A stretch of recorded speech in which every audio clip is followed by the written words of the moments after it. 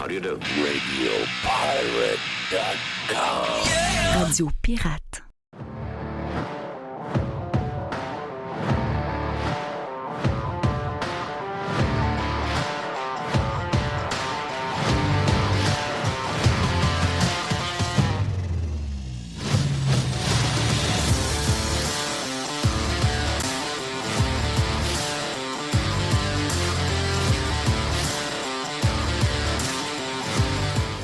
Tiens, bon lundi. Jared est salué. On s'est jasé pas mal sur Radio Pirate Prime aujourd'hui.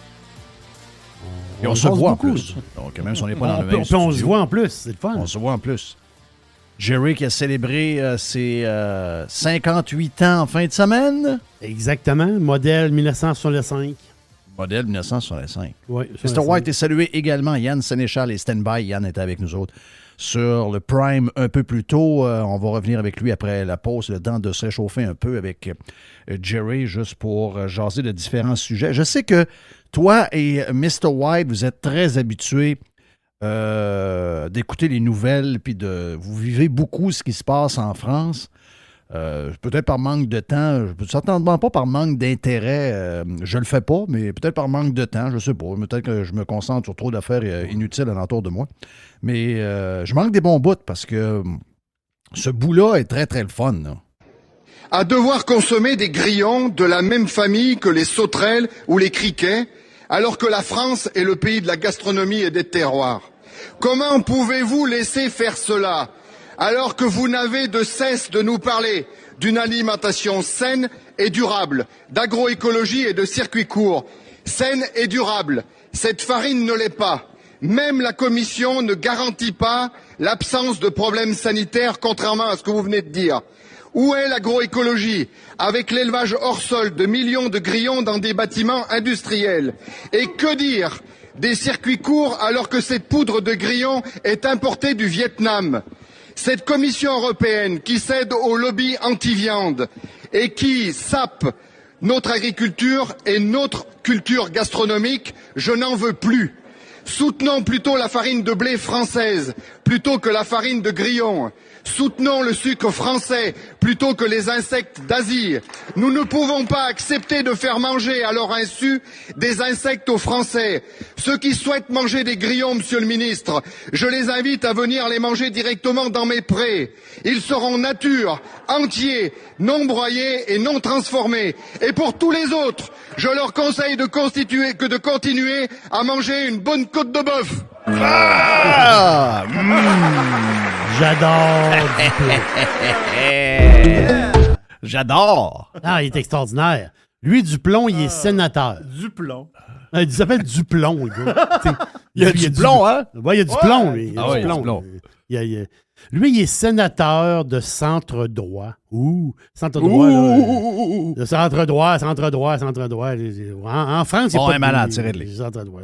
Mais on dirait que les noms vont avec leur allégeance politique. Ouais. Il y a une fille de gauche en France. Son nom, c'est Clémentine Autain. Oui.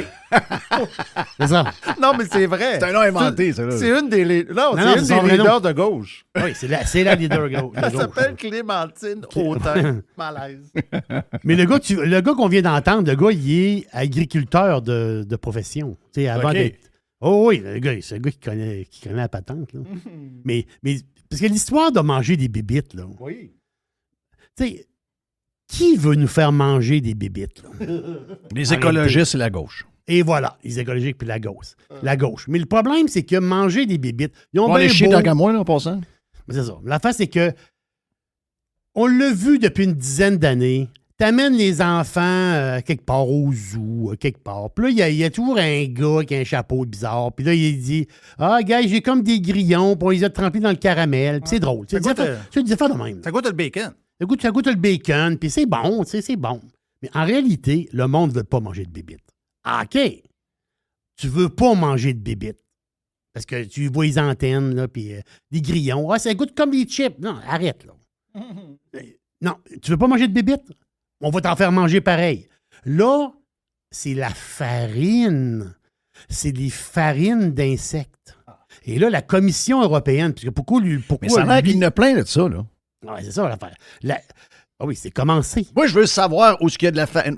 J'ai cru comprendre que dans certaines bartendes qu'on prend, il y en a. Oui.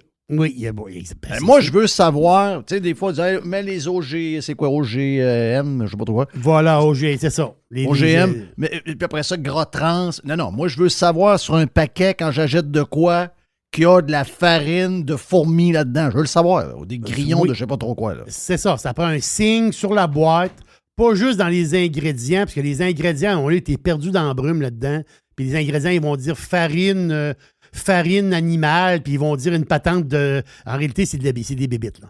Oui. Mais non, il faut que ça soit vraiment un signe avec une mouche, sacrifice, une coquerelle. Tu mets une coquerelle sur la boîte. Quand tu achètes une boîte de bartende, il y a une coquerelle sur la boîte, c'est qu'il y a de la farine des grillons dedans. Là. Mets la coquerelle sur la boîte. Oui. Puis bonne chance pour le succès. 0, tu vas en vendre 0. C'est pour ça que en ce moment, c'est très par en dessous. Donc, ça passe par la farine. Et là, la Commission européenne, les Européens se sont fait passer à dame de pique. Là. Quand ils ont fait l'Union européenne, là, ils se sont fait mettre un gouvernement par-dessus le gouvernement. De non-élus, en passant de ce que je comprends. Exactement ça. Puis là-dedans, c'est plein de green. C'est green à grandeur.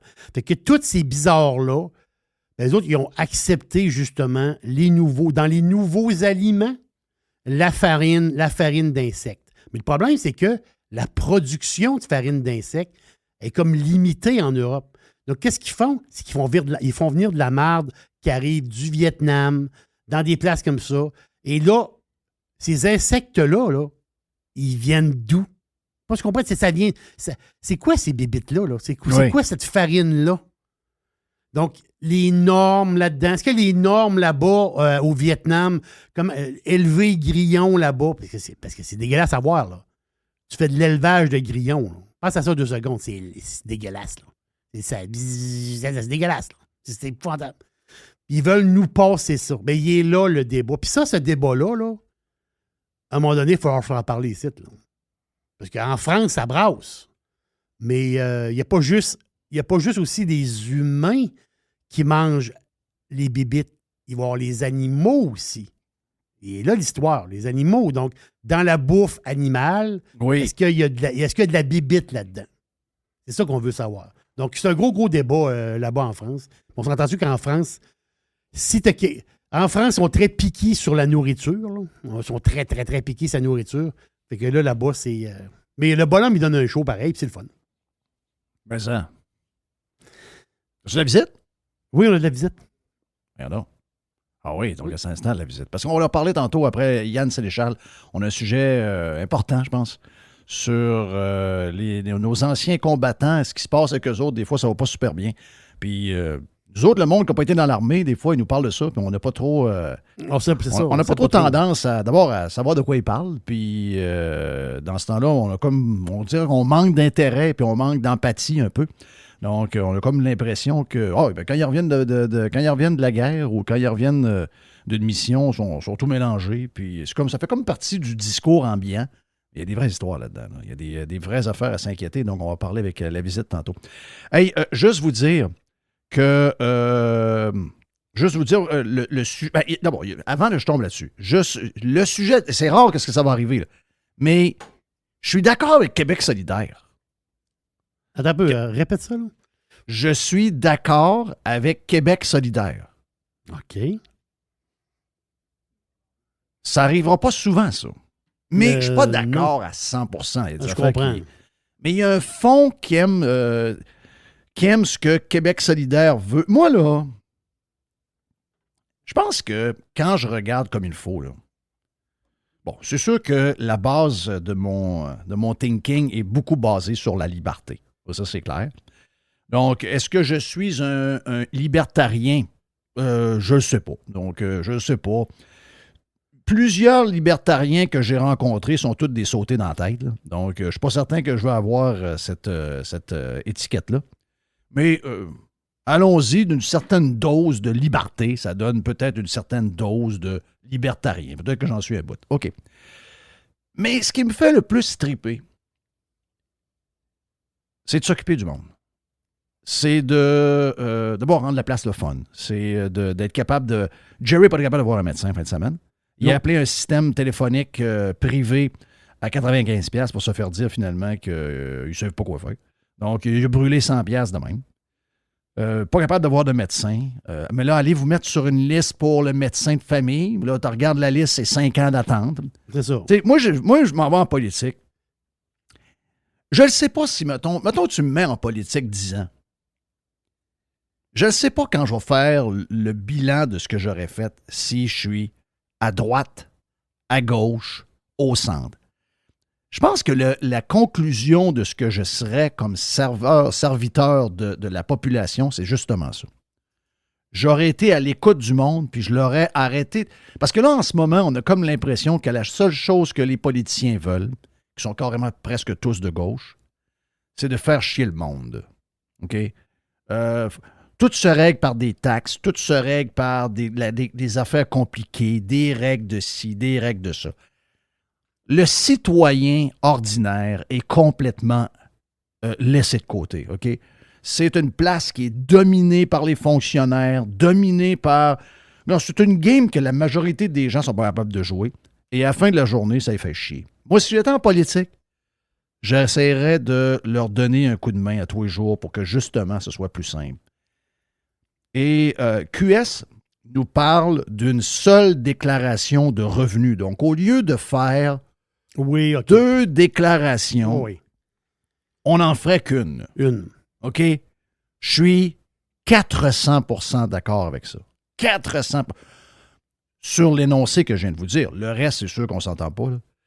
Moi, je regarde. Pour l'instant, on est encore dans le pays qui s'appelle le Canada. Et dans le reste du Canada, il y a un système qui existe, qui est fait par le fédéral. Eux, ils veulent le faire avec des fonctionnaires provinciaux. Moi, je pense que c'est une opportunité de revoir ça, de mettre tout le monde, de fermer le gros building là-bas, de faire des condos avec, puis de dire, ben regarde, on vient de sauver 1 milliard en salaire. OK, moi, je pense que c'est ce qu'on devrait faire.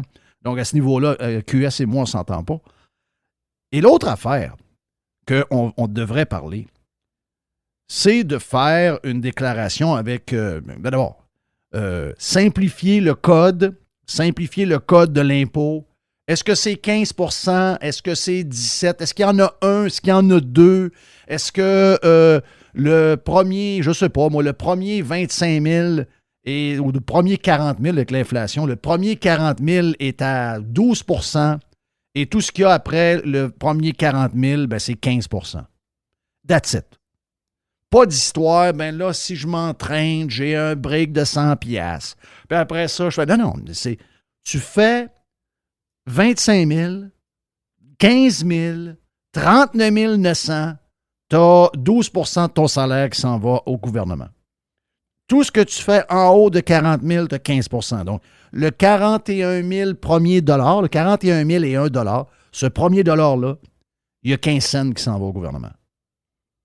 Fais ça le plus simple possible. Fais une application, mets tes montants, rentre les numéros du T4 que tu as reçu. Rentre ça dans le téléphone. C'est réglé, ça ne coûte rien. Même un cave est capable de faire ça. Y a-t-il un moyen de faire ça? Regarde, je suis d'accord avec ça. La base de la demande de QS est bonne. Le reste, c'est tout de la merde parce que là, ce qu'on veut, c'est créer des jobs. On veut tout ramener finalement les employés fédéraux pour la machine québécoise. Ça va finir en bout de ligne. On connaît le modèle québécois. Là. Ça va finir en bout de ligne que on va avoir 2000 employés de plus qu'on en a là actuellement au ministère du Revenu. Puis que finalement, on va faire une seule déclaration. Puis finalement, c'est un retour d'impôt, tu ne l'auras pas avant 6 mois. Parce qu'on n'est pas capable de traiter, puis c'est difficile, puis c'est ci, puis c'est ça. Non. Regarde, moins le Québec touche à quelque chose, mieux c'est. Remarque bien que le fédéral n'est pas mieux. Là.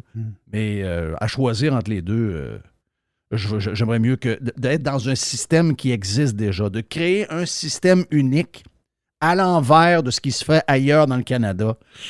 Ça, j'aime pas ça beaucoup. Parce que sur le site de Revenu Québec, Jeff, il est marqué 12 000 employés. Hey, c'est boire!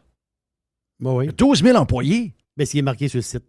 12 000 employés et des milliers d'enragés là-dedans. Là, que quand ils tombent dans vos affaires, ils vont dire de quoi ils sont pas...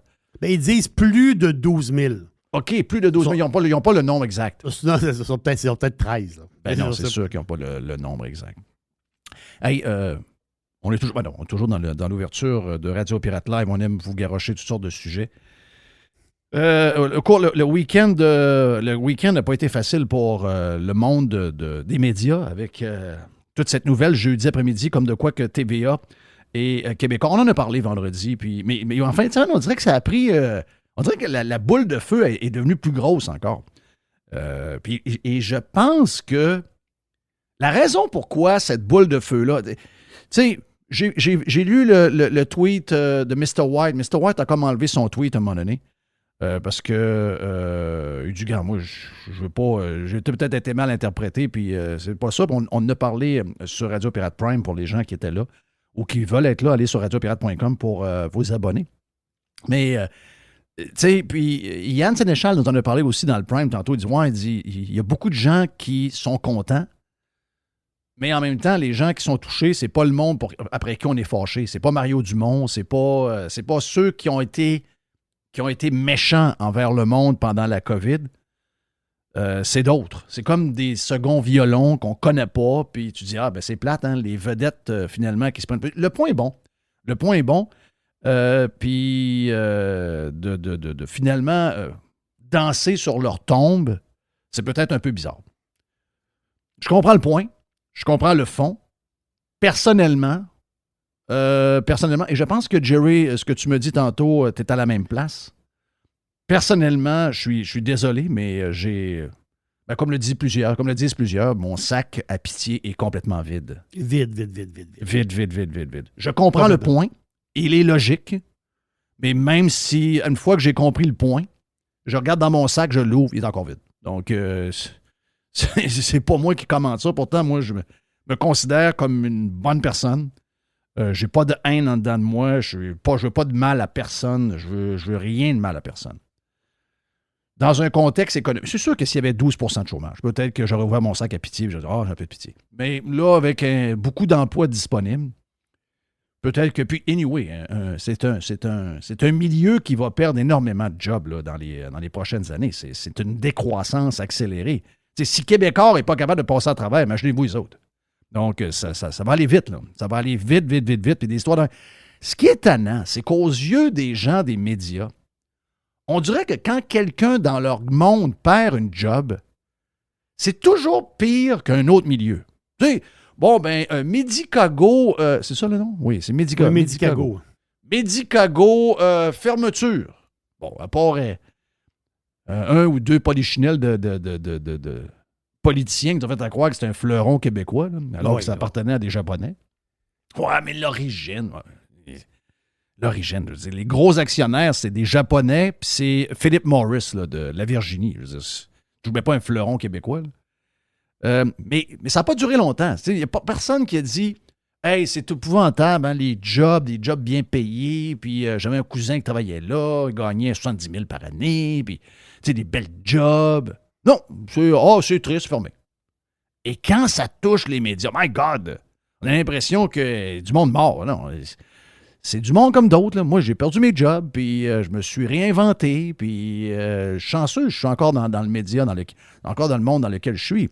Mais peut-être qu'à un moment donné, il aurait fallu que je me recycle ailleurs complètement. Ça fait partie du monde dans lequel on vit aujourd'hui. C'est comme ça. Mais eux autres, c'est tout pire. Et là, le pire, et je pense que c'est la raison pourquoi le sujet a pris feu un peu plus ce week-end sur les réseaux sociaux. Il y a deux affaires qui ont pris en feu sur les réseaux sociaux cette fin de semaine. Les gens qui se réjouissaient des problèmes de TVA et Alain Bessel qui est allé dans un Walmart puis qui est allé se mettre le téléphone en arrière du derrière puis on a entendu François Legault crier « Continuons ». Ça, c'est les... Continuons! Ça a été les deux grosses patentes du week-end sur les réseaux sociaux. Mais ce que j'ai cru comprendre, puis s'il avait fait un genre de... Tu sais, souvent, là, à un moment donné, tu dis... on a dit ce qu'on avait à dire, mais ils en ont rajouté. Ouais, je comprends pas que les gens sont si contents de voir du monde perdre leur emploi. Où est votre sympathie ou votre empathie, etc. Qu'est-ce qu'ils vous ont fait? Hey, là, qu'est-ce qu'ils vous ont fait? Oh my God! Tu sais, ça aurait été mieux de fermer sa boîte. Qu'est-ce qu'ils vous ont fait?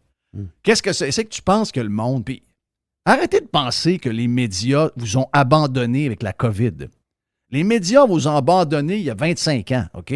Ils ont changé de camp. Au lieu de continuer à vous défendre puis s'occuper de vous autres, ils ont décidé d'être du bord de la machine. Ils ont décidé d'être avec les politiciens. Ils ont décidé d'être avec les groupes de pression. Ils ont décidé... À chaque fois que vous aimez une chose, dites-vous qu'ils vont toujours faire pour vous l'enlever et démolir ce que vous aimez. Et toutes les choses que vous haïssez, je ne sais pas pour quelle raison, mais ils se font un malin plaisir à adorer puis à promotionner les choses que vous détestez. Ils sont de même depuis... Écoute, moi, ça fait 30 ans que je fais de la radio d'opinion et ça fait 30 ans que j'essaie de réveiller tout le monde là-dessus. Bravo! La COVID vous a finalement réveillé. Ça, c'est une bonne affaire. Mais ils sont de même depuis toujours. Ils sont complètement mêlés. Ils sont complètement ailleurs. Ils sont dans leur tête, ça va pas bien. Et là, ils se disent, mais pourquoi les gens nous détestent autant? Mais qu'est-ce qu'on leur a fait? My God. My God. Tu sais, je sais qu'il y en a plusieurs qui ont mis le... Ça me concerne, moi.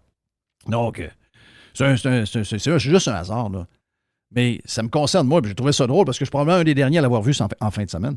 Puis, il y a un pirate qui a trouvé, parce que je ne l'ai pas, moi, ce gars-là, il m'a barré pour une raison que j'ignore. Moi, j'ai jamais manqué de respect envers Jean-Marc Léger. En fait, je manque jamais de respect envers personne. Il y a juste les gens un peu fakeux que de temps en temps, j'aime les appeler par leur propre nom quand ils sont fake. Mais lui, tu sais, je veux dire, Jean-Marc Léger, compagnie de sondage un peu spéciale qui... parce qu'il est avec Québécois sur le board, puis il donne l'opinion à tour de bras sur ses sondages. Je trouve ça toujours un peu weird, mais pour le reste, je ne l'ai pas traité de non, je n'ai rien dit, mais à un moment donné, boum, barré. OK, parfait. Donc, j'ai pas vu le tweet où, quand j'ai perdu mon micro à Radio X, quand Radio X a décidé de ne pas nous renouveler, j'ai jamais... j'ai pas vu le tweet où lui a pris la nouvelle du Journal de Montréal, où on me voit dessus, puis que c'est marqué « Jeff Fillion perd son micro à Radio X ». Et lui, il a rajouté « Bonne nouvelle ». Je vous jure, c'était la première fois en fin de semaine que je voyais ça. Et là, cette semaine, il fait des nouvelles à l'inverse. « Oh, quelle triste nouvelle. Oui, c'est épouvantable, mais ça n'a aucun sens, ça n'a aucun bon sens. » Mais là, quelqu'un pogne ça. Il dit « OK, donc, de la peine, mais c'est variable. Ça dépend qui. Quand c'est nos amis... ça fait de la peine. Quand c'est des gens qui n'ont pas nos idées et qu'on aime moins, ben ça, c'est correct. Ben, c'est ça qu'on sent. Puis l'autre gars de c'est quoi, le Patrick Marcelet, même chose. Lui, pauvre lui. Pauvre lui. Lui, il a mis une phrase de trop. Il a dit, mais qu'est-ce qu'ils vous ont fait, TVA, pour les shaker de même? Qu'est-ce qu'ils vous ont fait? Je peux vous en donner je peux vous donner des centaines et des centaines d'exemples juste dans les 3 dernières années. Qu'est-ce qu'ils vous ont fait? Oh my God! Oh, il y a eu 1500 réponses de ce qu'ils vous ont fait. Hey boy. C'est son tweet le plus viral qu'il n'a jamais connu. Et moi, ça me réconforte parce que, comme je disais, mon sac est vide. J'ai pas de pitié dans. Tu peux pas aller contre le monde ad vitam aeternam. À un moment donné, c'est sûr que ta business va aller juste en décroissant. Si tu t'occupes pas dans les médias, tu es contre le monde, tu vas mourir. OK? Il n'y a pas d'autre fin que ça. Là. Tu vas contre tes lecteurs, tu vas contre tes... Ouais, il y en a qui t'aiment. Ben oui, il y en a qui sont brain dead. Vous avez réussi à les convaincre que tout ce que vous racontiez, toute la bullshit que vous racontiez, c'est exactement ce que les gens pensent. Et il y en a à qui c'est... On l'a vu pendant la COVID. Mais je veux dire, j'ai jamais entendu autant de haine. J'ai jamais entendu autant de gens demander à ce que des Québécois soient exclus des familles, etc. On va leur faire perdre le job, on va les taxer. Regarde, ça finissait plus. Et de voir que karma is a bitch, oui. Ben, pour moi, c'est zéro une surprise. Quand c'est arrivé cette affaire-là, c'est zéro une surprise. Je l'avais dit 2 jours avant. Quand Marie-Claude, la femme à Mario Dumont, se fait mettre dehors, j'ai dit, s'ils mettent quelqu'un de 5, 6, 700 000 par année dehors, c'est qu'il y a des difficultés financières et il y a quelque chose qui s'en vient. OK? Je l'avais dit 2 jours avant. Donc, pour moi, c'est pas une surprise. Mais pour eux, ça n'est une. Pour les gens dans l'industrie, ça n'est une. Je comprends pas l'histoire, Jerry. Je suis sérieux, je comprends pas l'histoire. Les gens reprochent, moi je vais te dire, en majorité, les gens reprochent à TVA tu sais, quand un gouvernement qui dérape, quand un gouvernement qui pensent mettre des taxes santé à des non-vaccinés, quand tu as un gouvernement qui a des idées assez louches, il faut le dire, très louches même, quand tu as un gouvernement qui abuse d'une loi, qui abuse d'un décret, je comprends que tu es un média et que, bon, OK, ils sont assez pro-CAC, là. Mais à un moment donné, il faut que tu ramènes ça un peu plus. Il faut que tu ramènes ça un petit peu plus au centre. Eux autres, ils ne l'ont pas fait. Eux autres, ils ont mis du gaz sur le feu. Ils se sont amusés. Mais c'est ça que moi, je reproche à TVA. Ils se sont amusés. Amusés aux dépens du monde.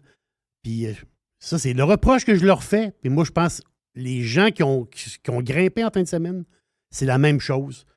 À un moment donné, là, enough is enough. Puis ils sont allés trop loin. Mais là, qu'est-ce que tu veux? Ils l'ont fait, ils se sont amusés, que non? Oui, c'est ça. Donc, je veux dire, désolé de ne pas avoir de rien dans mon... C'est pas moi qui décide ça. Là. Je veux dire, Hey, pendant des mois, il y a eu zéro critique du gouvernement. T'sais, à un moment donné, tu as des panels et des panels qui n'en finissent plus, jour après jour après jour, des panels de politique qui sont juste du même bord. C'est pas juste zéro critique, il en demandait plus. Il en demandait plus. À un moment donné, tu veux dire, soyez pas surpris là, qu'il y a du monde qui sont aigris. Là. Puis en passant aussi, là, ça fait l'affaire de COVID, ça fait pas longtemps. Non, les gens pensent que c'est fini parce que dans leur tête, ils veulent que ça finisse. Non. Ils veulent que ça finisse, c'est ça qui est bizarre. C'est une blessure qui va être là très longtemps encore. Donc, regarde, je fais un petit tweet rapide en fin de semaine. Ça a donné que ça a bien fonctionné. 2500 likes là-dessus. Les médias québécois ont choisi leur camp depuis longtemps. Des gauchistes, socialistes, communistes et activistes en guerre contre le monde ordinaire. Des vrais enragés. Au moins, ayez la décence de ne pas quêter de sympathie. Vous en trouverez zéro. Quand tu sèmes la haine, j'ai un maximum de caractère, mais quand tu sèmes la haine, ça peut pas être autre chose qu'une fin de même. Et ce qui me désole depuis l'annonce, c'est qu'ils ne comprennent pas plus. Donc, ils ne changeront pas. Ils changeront pas. Ils ne changeront pas. Non, ils changeront pas. C'est vraiment, vraiment, vraiment spécial. Hey, Yann Sénéchal et Stand-by, les amis, on va aller leur rejoindre. Puis on va venir dans un instant sur Radio Pirate Live. Ce lundi, je suis avec un bonhomme de 58 ans, moi, là. 58 ans, puis qui n'a pas tout ça encore. Ben, il n'a pas tout ça encore, ça c'est bon. Ça a du bon sens, ça a du bon sens. Je t'en. On revient, OK?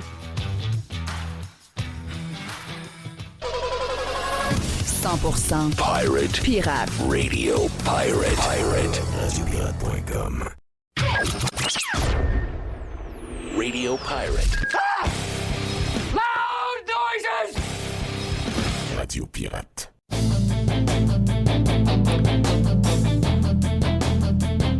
De retour sur Radio Pirate Live avec Jerry et Yann Sénéchal qui est avec nous autres un peu plus tôt sur Radio Pirate Prime. On a parlé de cette histoire-là de médias qui semblent en arracher puis qui mettent ça sur le dos de tout le monde.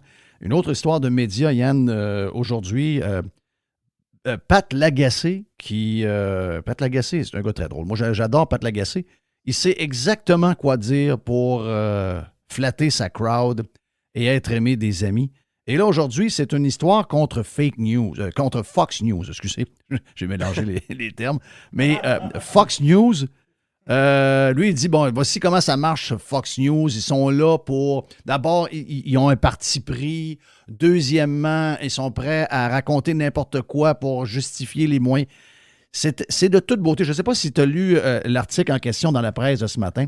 Ça sera sans doute le texte le plus lu. J'essaie de rester sain d'esprit, Jeff. Oui, mais le plus drôle, c'est que tu lis la patente, là, puis c'est un dérapage total.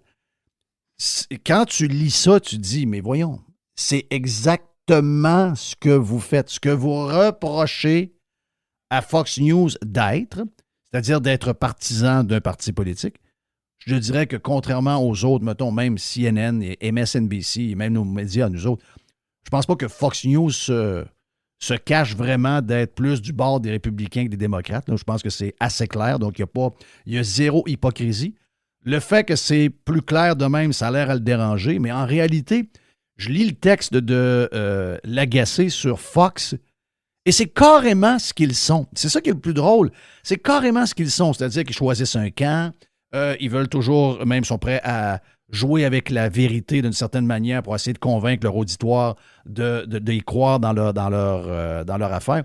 C'est très drôle comment, puis on en a parlé un peu plus tôt sur Prime concernant les pertes d'emploi à TVA, comment le monde des journalistes et des médias qui nous informent ne sont pas capables de se regarder dans le miroir. Non, effectivement. En même temps, j'ai l'impression que les gens plus à droite, on a un public qui est différent du leur, évidemment. Puis, notre public est constitué de gens un peu plus cartésiens souvent, un peu plus no bullshit. Donc, eux autres, dans leur tête, les gens à qui on s'adresse, si on essaie de leur faire croire qu'on est des gens très, très, très objectifs et qu'on n'a aucun parti pris, ils vont caler bullshit puis ils vont partir. Pour vrai. Tu sais, quand j'ai analysé la dernière campagne électorale, du début à la fin, c'était clair que j'allais voter PCQ. Je le disais. Ça ne me dérangeait pas, c'était transparent. Mais en même temps, c'est ça que notre auditoire exige de nous. Il dit essaye pas de me bullshiter, dis ce que tu as à dire, puis arrête de me cacher tes intentions. Je le sais, c'est quoi tes intentions? On est des êtres humains, donc nécessairement pas objectifs. Écoute, ils viennent d'essayer de construire une intelligence artificielle, ils ne sont même pas capables de la construire sans qu'elle soit woke. Tu sais. À un moment donné, regardez qu'est-ce que l'humain fait. Là. L'humain essaie toujours d'influencer les autres vers sa propre philosophie. Ça a toujours été de même, ça va toujours être de même. C'est humain d'agir comme ça. La différence, par contre, de leur côté, à la presse, tout ça, quand tu fais affaire avec un public qui aime la grande vertu, puis qui t'écoute ou qui essaie de tracer une ligne à terre, tu sais, je veux dire, leur public, là, c'est des vegans puis des acheteurs de Tesla. Là. C'est du monde qui aime beaucoup flasher pour montrer que c'est des meilleures personnes que les autres. Oui. L'exigence numéro 1 de leur public, c'est de montrer que eux, c'est objectif, que eux, c'est des bonnes personnes, que eux, ils ont les bonnes opinions, que eux font les bons choix, mais pas les autres. Fait que c'est sûr qu'on enrobe tout leur gauchisme, toute leur partisanerie envers Québec solidaire, toute la partisanerie envers le mouvement écologique, on l'enrobe d'une objectivité sans faille parce que c'est ça que le public exige. Nous autres, là, notre public d'ingénieurs, puis de cols bleus, puis d'informaticiens, puis de gens qui travaillent de leurs mains ou qui sont extrêmement cartésiens, ils ne veulent pas qu'on les bullshit. Là. Ils arrêtez de niaiser, les gars. On vous voit venir de très, très, très loin. Commencez-moi pas à me bullshiter, mais à aller voir ailleurs. Oui, mais le bullshitage que tu appelles, moi, je l'appelle pas ça comme ça, j'appelle ça, comme tu l'as dit tantôt. Tu sais, moi, je disais que j'étais PCQ-FM. Je veux dire, ça pouvait pas être plus clair que ça. Mais, tu sais, il veut pas, tout ce partout où on est, que ce soit Fox, ils le disent un peu plus, ils s'en cachent moins, que ce soit CNN, que ce soit la presse, que ce soit le New York Times, que ce soit TVA, que ce soit toi, moi ou un autre ailleurs. Tout le monde a un parti pris. C'est juste que, puis à l'occasion, ce parti pris-là nous amène, je pense pas à mentir, mais des fois, on se fait des accroires aussi. Tout le monde se fait des accroires. Des fois, il y a des choses qu'on veut pas voir de l'autre côté pour essayer de continuer à croire qu'on a une chance de l'autre bord. Tu comprends? Je vais l'expliquer simple. Là. Québec solidaire fait une connerie demain matin, là. Ben, on va en parler dans notre show live accessible à tout le monde, puis on va essayer que ça devienne virable. Si le PCQ fait une connerie, là, on va en parler aussi, mais ça va être dans le paywall Patreon, puis on va dire ce qu'on a à dire là, puis on veut pas que ça devienne viral. On veut juste en parler, mais on n'est pas là pour nuire au parti. C'est de même qu'on fait notre sélection de notre côté. Cette sélection-là, elle existe. Moi, là, le PCQ, la dernière chose que je veux au monde, c'est nuire à cette partie-là. Là. Ils ont besoin d'oxygène, ils ont besoin de vivre, ils ont besoin d'essayer de se développer. Je suis capable d'être critique envers eux. Je suis capable de questionner beaucoup les choix qu'ils font. Par exemple, le dernier choix de candidat, je pense qu'ils l'ont échappé. Mais en bout de ligne, je ne suis pas là pour les faire chier, puis je ne suis pas là pour que cette partie-là disparaisse. Christy, c'est le maigre espoir qui reste à plusieurs au Québec, c'est ce parti politique-là. On ne commencera pas à creuser sa tombe à la place de la presse, puis Québécois, puis tout ça. Eux autres sont là pour creuser sa tombe. Mais si Québec solidaire a une table dans leur congrès où est-ce qu'on fait venir des petits communistes de pacotille, ben on va faire un show avec ça puis on va s'amuser avec ça. Tu sais, l'affaire, c'est que c'est transparent puis c'est connu aux faits et aux yeux de tout le monde. Là. On n'est pas hypocrite, là. Oui, mais eux autres, ils font semblant que non. Eux autres, ils font semblant que... Tu sais, quand lui, il dit... Il commence son article de même... On savait déjà que Fox News maquillait le réel américain, exagérant des faits de société pour pousser son auditoire à voter du bon bord. Le bon bord, c'est le Parti républicain. Là, il lui donne après ça un paquet de sujets là, qui sont tous plus drôles les uns que les autres, comme si eux autres, ils n'avaient jamais défendu des sujets dans lesquels ils s'étaient cassé le nez, là. Ou cassé la gueule. Là. Il y en a, je peux vous en trouver 50 juste dans la dernière année, là, dans le cas de la presse et des autres. Il dit Fox ne se cache même pas d'être collé sur le Parti républicain. Une de ses vedettes, Sean Hannity, a déjà présenté le président Trump sur la tribune d'un de ses rassemblements politiques. Là, après ça, on parle du mariage entre Fox et Trump. Tu sais, moi, j'écoute Fox, OK? J'écoute Fox. Mais quand j'écoute Fox, j'écoute pas Fox pour m'informer. J'écoute Fox parce que c'est un show. Il se passe des affaires où ça brasse un peu, puis il nous amène à des places qui sont correctes, à mes yeux, à moi. Mais je veux dire, je sais que là-dedans, il y a de la bullshit. Mais Fox qui mange ses compétiteurs comme ça n'a aucun sens, ne joue pas à nous autres, on sait tout, puis les autres, c'est toutes des caves. Ce que fait CNN, ce que fait le New York Times, ce que fait un paquet de monde dans le domaine des médias. Alors que ils sont tous pareils. Ils sont là pour essayer de... Tu sais, CNN, eux autres, là, ils essaient de convaincre du monde que les républicains, c'est tous des méchants, c'est tous des arriérés, c'est tous des débiles, OK? Ils essaient de nous dire que le wokisme, c'est l'avenir, puis tous ceux qui sont contre cette affaire-là, bien, vous êtes tous des dangereux parce que vous êtes des gens qui ont de la méchanceté en dedans d'eux autres puis qui ne veulent pas que la planète évolue. Donc, tout le monde a son agenda. Sauf qu'il y en a... Toi, tu viens de le faire, là. Tu viens de le faire. Moi, de ce que je comprends de Yann Sénéchal avec Frank, je viens de me le dire. Là. Regarde, moi, quand j'ai quelque chose avec le PCQ, je ne veux pas le faire de merde. Si j'ai quelque chose à régler sur le PCQ, je vais le faire sur le Patreon, je vais le faire avec mes membres. Je ne le ferai pas au grand public. Donc, ça, c'est une forme de j'ai mon bar, puis j'ai mes affaires que j'aime, puis je fais attention à ces affaires-là. Mais moi aussi, c'est la même chose. Et c'est le cas de tout le monde. Mais eux autres, ils essaient, alors qu'on a 1,5 million d'exemples qu'on pourrait prendre là de la presse, de Patrick Lagacé et de tous ces journalistes-là un peu connus sur toutes les affaires qu'ils font, qui sont exactement les mêmes choses qu'on accuse Fox d'être. Mais comment tu peux écrire ça sérieusement comme texte et dire « Ouais, mais là, finalement, j'enlève le nom Fox News, je mets à la presse. » C'est pas mal nous autres, là. Mais le pire, c'est vraiment, dans toute cette histoire-là, les journalistes très, très militants ou les chroniqueurs très militants, c'est pas les pires de la gang, tu l'as un peu dit. Les pires, c'est les hypocrites. Les personnes qui se cachent derrière une grande aura d'objectivité. Voilà. Chantal Hébert, pour pas la nommer, mettons. Chantal Hébert, c'est une libérale mur à mur. C'est une anti-conservatrice. C'est une méga-libérale. Méga-libérale. Chantal Hébert, dans la dernière campagne électorale, trouvais-tu que le Parti conservateur du Québec avait des bonnes propositions en santé? La réponse est non. Elle a jamais dit, puis elle a jamais fait mention de ça. Sauf au moment où elle a eu besoin du système de santé. Oui. Pourquoi, quand on arrive, en toute objectivité, Chantal Hébert nous dit la semaine passée qu'il commencerait à être temps qu'on regarde le privé en santé pour soumettre les soins, regarder du côté européen, la mixité de la pratique, ces choses-là. Il se fait des bonnes choses, des choses qui sont même meilleures qu'au Canada. Ça, c'est une information qui est objective. Par contre, quand elle arrive et qu'elle dit que le PCQ, c'est un parti de tout croche et qu'il ne donne rien de bon en campagne électorale, ça, c'est plus une information objective. Parce que selon tes critères d'objectivité, tu devrais leur lancer des fleurs d'être le seul parti politique qui encourage le privé en santé. Mais tu le fais pas. C'est correct que tu le fasses pas. Mais prends ta petite aura d'objectivité, là, puis crisse-moi ça au vidange. Ouais, c'est ça qui m'énerve. Mais c'est le bout qui m'énerve. C'est ça. Je pense que je serais en paix avec tout le monde du monde des médias si tout le monde était fair. Exact. Tout le monde nous dit, regarde-moi, à s'asseoir, chroniqueur politique qui vote toujours pour Trudeau. À partir de là, tu sais, moi je le sais ça, toi tu le sais, Jerry le sait, Nos auditeurs le savent. Beaucoup de monde le savent. Mais ce qui est bizarre, c'est que dans la crowd de Radio-Canada, quand elle va s'asseoir avec Basse-Bourriane, j'ai comme l'impression qu'il y en a le trois quarts là-dedans qui pensent que quand elle a dit quelque chose, elle est neutre, elle est objective. Exact. Elle, quand elle dit quelque chose, ça a un poids.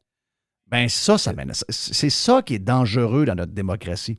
C'est avec ces processus-là qu'on vient à des situations où est-ce qu'on pense qu'il y a un consensus scientifique sur les changements climatiques puis qu'il faut qu'on tombe dans la décroissance pour corriger tout ça. C'est de cette façon-là qu'on arrive à ça. C'est en disant, voici l'information et ça qui est une opinion. Et cette opinion-là, c'est un fait. Et ce fait-là, c'est un consensus scientifique, telle affaire. Là, tu es là, tu te dis, ouais, attendez une minute, là. Attendez une minute. Là. Ça, ce que tu viens de parler, là, c'est pas un fait, c'est une opinion. Il y a une différence entre les deux. On peut-tu partir avec la base? Quand quelqu'un donne son opinion, il ne peut pas donner une opinion objective, ça n'existe pas. Non, ça n'existe pas. Un effort de balance. Tu peux faire. Puis regardez, là, amusez-vous avec ChatGPT, là, puis mettez des questions là-dedans, puis vous allez voir l'effort de balance qui est fait à l'occasion dans les réponses qu'on vous donne. Certaines personnes pensent que si, d'autres personnes pensent que ça. Ça, c'est un effort de balance. Sauf que quand tu arrives et tu mets tout sur la table, ton argument d'autorité pour dire ce qu'il faut faire, c'est ça, ça a été prouvé par la science. Ce qu'il faut faire, c'est ça, c'est un consensus scientifique, c'est un consensus dans le milieu. Les Québécois sont rendus là, blablabla. Puis là, tu fouilles un peu, puis tu te dis, ben là, attends un peu, là, les Québécois, tu fais un sondage, ils sont à 51-49. On va repasser pour le consensus. C'est là qu'il y a une problématique. Puis ils n'ont aucune éthique de ce côté-là, mais encore là, je reviens à la base. Ça va toujours être de même à gauche, parce que je suis persuadé que le public auquel ils s'adressent, ils n'ont absolument aucune difficulté avec l'hypocrisie, parce que c'est un public qui est là d'abord et avant tout pour aller chercher des émotions. Puis les émotions qu'on veut rechercher le plus de la part de ce public-là, c'est un sentiment de supériorité sur les autres, malheureusement. Puis ça l'amène ça. Parce que voici mon opinion. Elle est pure, elle est objective, c'est la voix de Dieu. Mais pourquoi l'opinion, le spectacle de gauche est plus crédible que le spectacle de droite? Tu sais, je veux dire, le jugement ce matin, on l'avait déjà entendu, là, ce que pensent les politiciens canadiens, mais je me rappellerai toujours la phrase de Denis Coderre.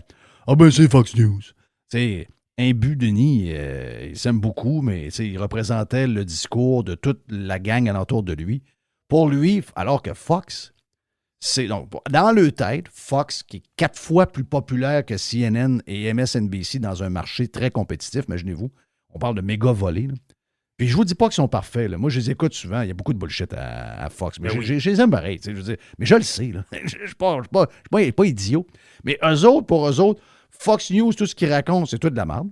Les gens qui les écoutent, c'est tout des caves. Mais tous ceux qui écoutent CNN, c'est tout parfait. Ça, c'est de la vraie nouvelle. Les gens qui sont là sont justes. Puis les gens qui les écoutent, ils sont A1. Moi, je suis plus capable. Fox invente des faits. Fox participe aux théories du complot.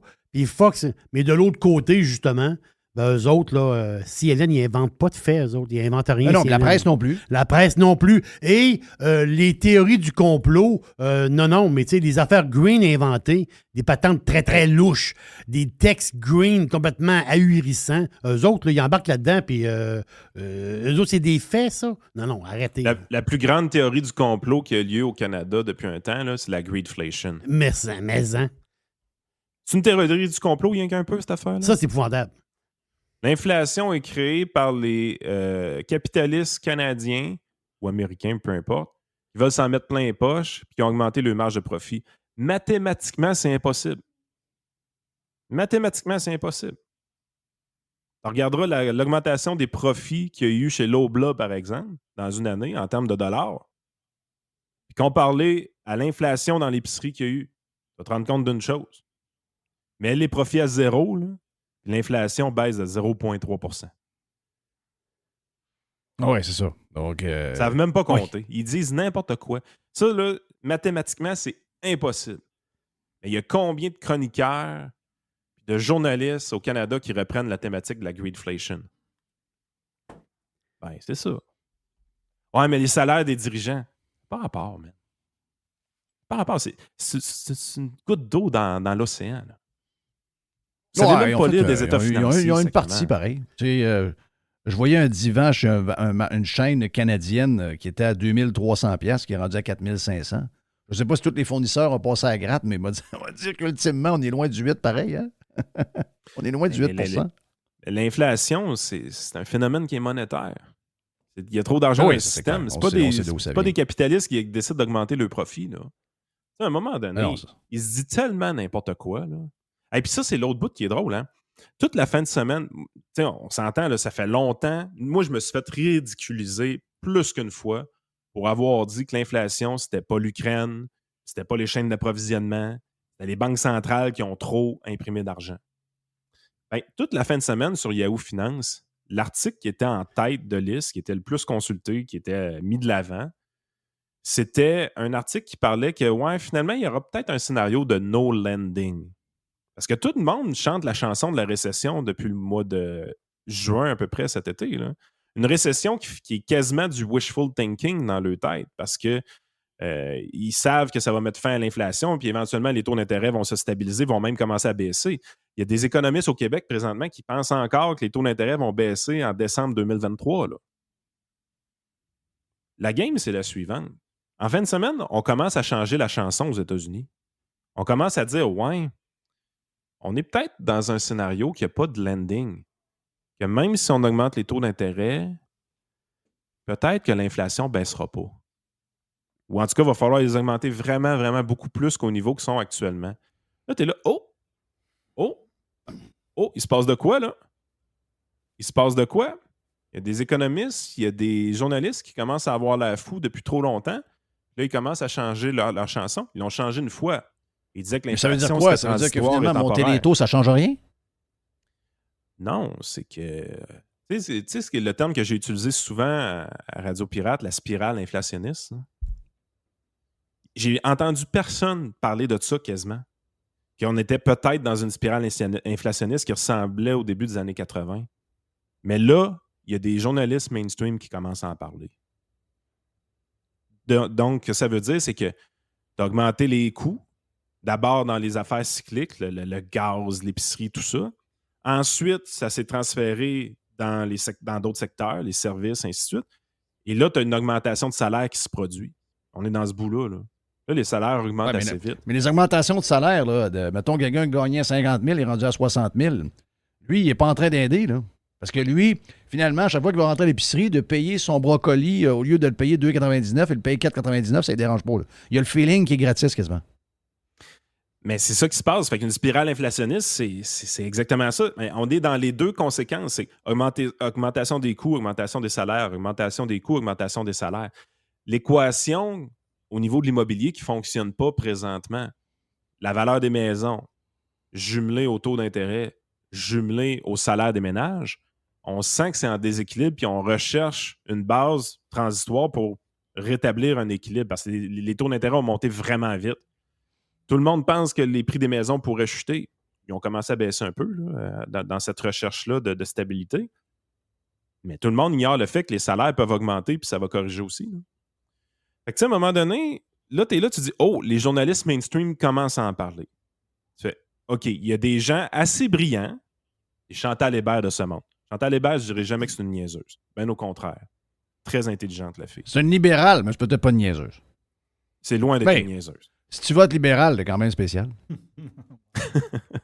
T'as une belle idéologie, disons, mais suffisamment brillante pour se rendre compte que la population est rendue à tel endroit.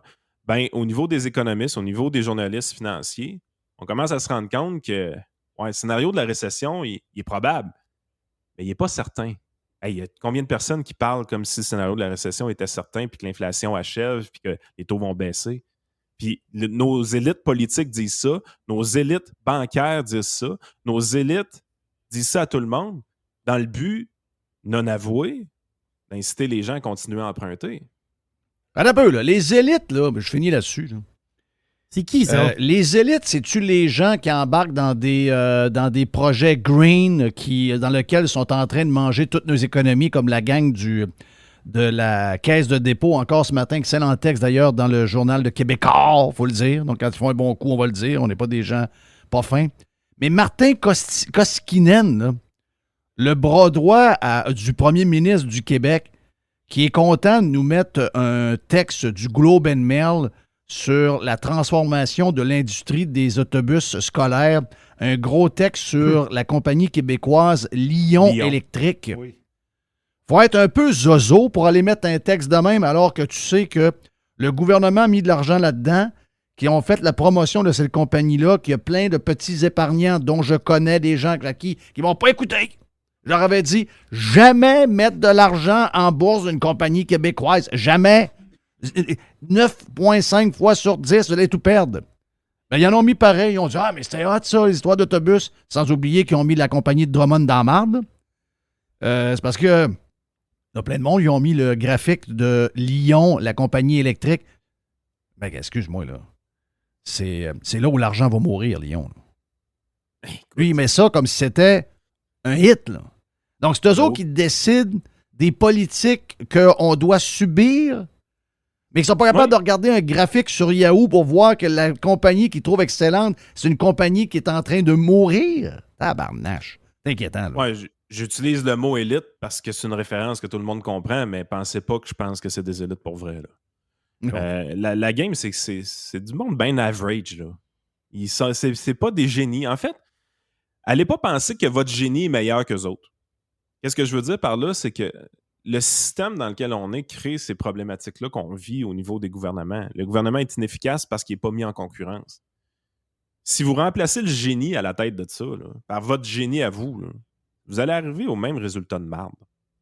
Si vous voulez que les systèmes changent, il faut qu'ils soient mis en compétition. Puis, pour mettre en compétition les compagnies d'autobus électriques, là, si le gouvernement ne vient pas fucker le chien, ça va être pas mal plus efficace.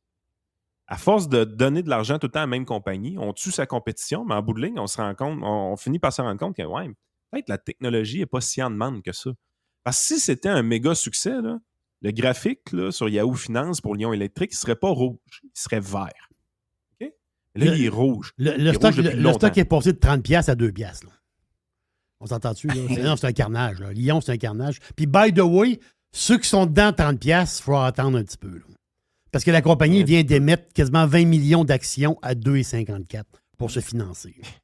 Wow! La cage au mort, ça va être long. Hein. Puis, fait que, tu sais, à un moment donné, tu es là, mais tout ça pour dire que les journalistes, les élites, les politiciens ne sont jamais en avant de la parade. Jamais. Ils vont toujours dire ce qu'il faut dire pour ne pas avoir l'air fou. En tout cas, les plus intelligents de la gang. Pour ne pas avoir l'air fou quand la population va être prête à l'entendre. Jamais ils vont avoir le courage de le dire quand c'est le temps de l'entendre. Si on arrive, puis on le dit dès 2020-2021, que l'inflation pourrait être problématique avec tout ce qu'on a imprimé au niveau de la Banque centrale, je te garantis qu'il y a plusieurs personnes qui changent la décision qu'ils ont prise au niveau immobilier en 2021. Il y a beaucoup moins de personnes qui prennent des taux variables. Il y a beaucoup moins de personnes qui font des surenchères dans un contexte comme celui-là. Mais on dit tout le temps au monde ce qu'ils veulent entendre. La population. Pourquoi? Parce que les élites ne savent pas plus qu'eux. Les élites ne font que représenter la population. Ah, c'est sûr. Ils ne sont pas meilleurs que le Québécois moyen. Là. Mais... c'est ça qu'il faut retenir. On leur donne un aura de supériorité. Ils ne sont pas. Oui. Ils sont pas. Ils sont average, tu l'as dit. Average. C'est du monde average. C'est ça qu'il faut retenir de la patente. Thank you, Yann. Disponible, notre chum Yann Sénéchal. Vous avez besoin de lui pour finance, n'importe quoi. Vous savez comment le rejoindre. Votreconseiller.net. Si vous voulez l'écouter, sur pas mal toutes les tribunes. Toute la gang. Donc, allez voir ça sur YouTube, n'importe quoi. Il est avec Frank. Mon nom est Jeff Fillion avec Jerry.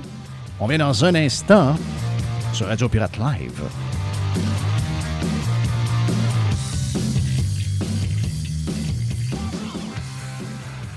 Radio Pirate. Do you like it? Yeah! 100%. Pirate.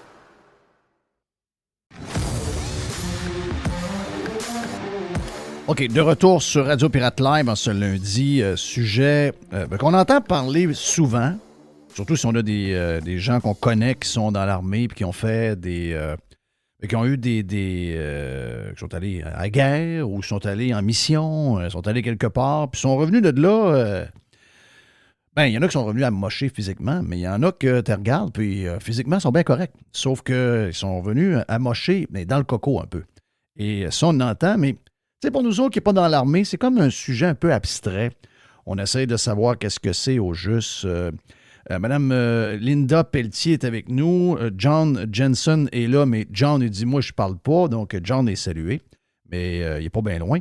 Donc, Madame Pelletier, bienvenue à Radio Pirate. Racontez-nous un peu, là, c'est quoi d'abord le projet, puis qu'est-ce qui se passe avec nos anciens combattants, avec nos vétérans, qui sont quand même, on dit nos vétérans, on a l'impression qu'ils ont 85 ans. Là.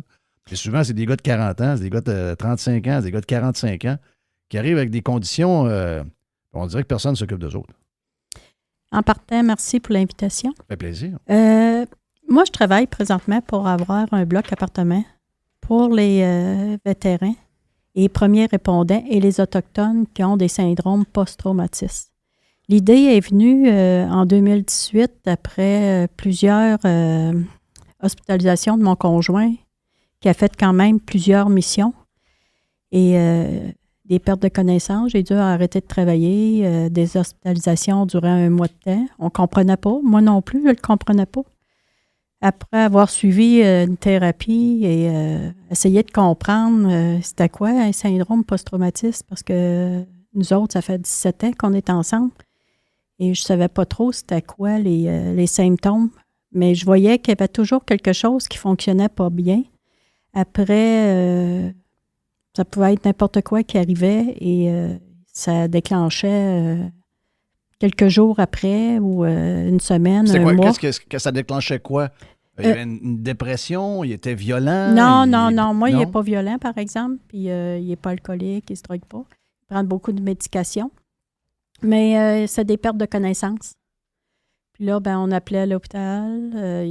L'ambulance s'en venait le chercher, il était hospitalisé. Eux autres non plus, à l'hôpital, ils ne comprennent pas. C'est pas... tu vois pas ça dans une prise de sang, là? Non, ça se voit pas. Puis eux autres non plus, à l'hôpital, ils comprennent pas. Au début, ils se disaient, il fait des jokes, il est correct. C'est pas vraiment...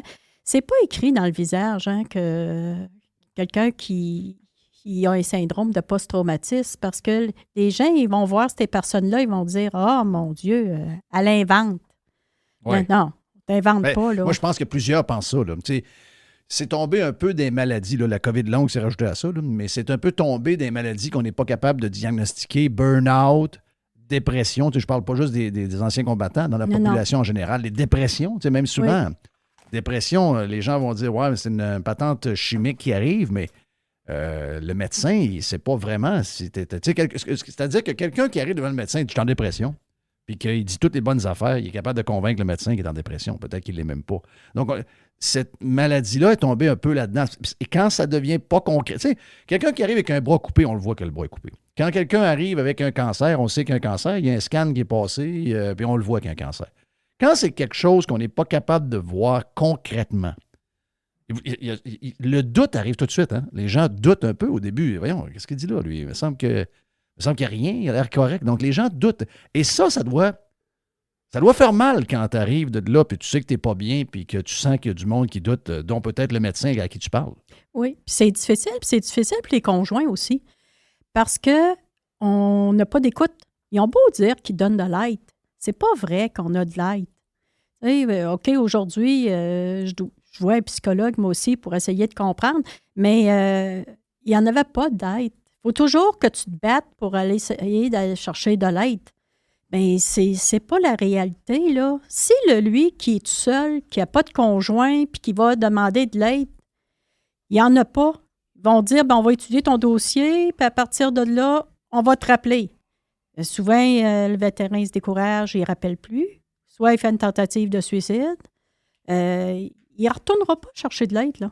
Fait non, il va tomber dans la bouteille, il va tomber dans le pot. C'est ça. Ou il va se suicider. Oui. Puis il y en a beaucoup de suicides, là. Puis souvent, il y a beaucoup des vétérans qui tombent dans la rue aussi. Il y a beaucoup d'itinérants. On parle de 5000 vétérans qui sont des sans-abri. Oui. C'est une vraie statistique. Canada? Oui. C'est fou, ça. Oui. Il y a 5000 vétérans qui sont dans la rue et qui vivent. En fait, compte, Plus haut. À Montréal, Vancouver, Toronto, les grandes villes. Oui. Dans les grandes villes. À Québec, on ne sait pas trop. Mais quand j'ai rencontré le curé de la rue à Montréal, lui, il connaît tout. Tous les vétérans. Les vétérans. Oui. Mais vétérans, on parle, ça peut être un pompier, ça peut être un policier qui est tombé bas. Puis, parce que quand j'ai eu l'idée d'avoir un bloc, au début, c'était juste pour les militaires. Mais après avoir fait des salons, puis aller dans des salons post-traumatiques, je me suis rendu compte que c'était pas juste les militaires qui avaient des besoins, là. Ouais. C'était les policiers, pompiers, c'est les premiers répondants. Oui. C'est eux autres qui arrivent, qui voient tout, là. Puis ça peut être une infirmière qui travaille à l'urgence à l'hôpital. Hein, Oui, puis ça, ils vont te dire, on finit par s'habituer de voir, t'arrives sur un accident face à face sur leur ancien. By the way, c'est toujours le gars chaud qui s'en tire.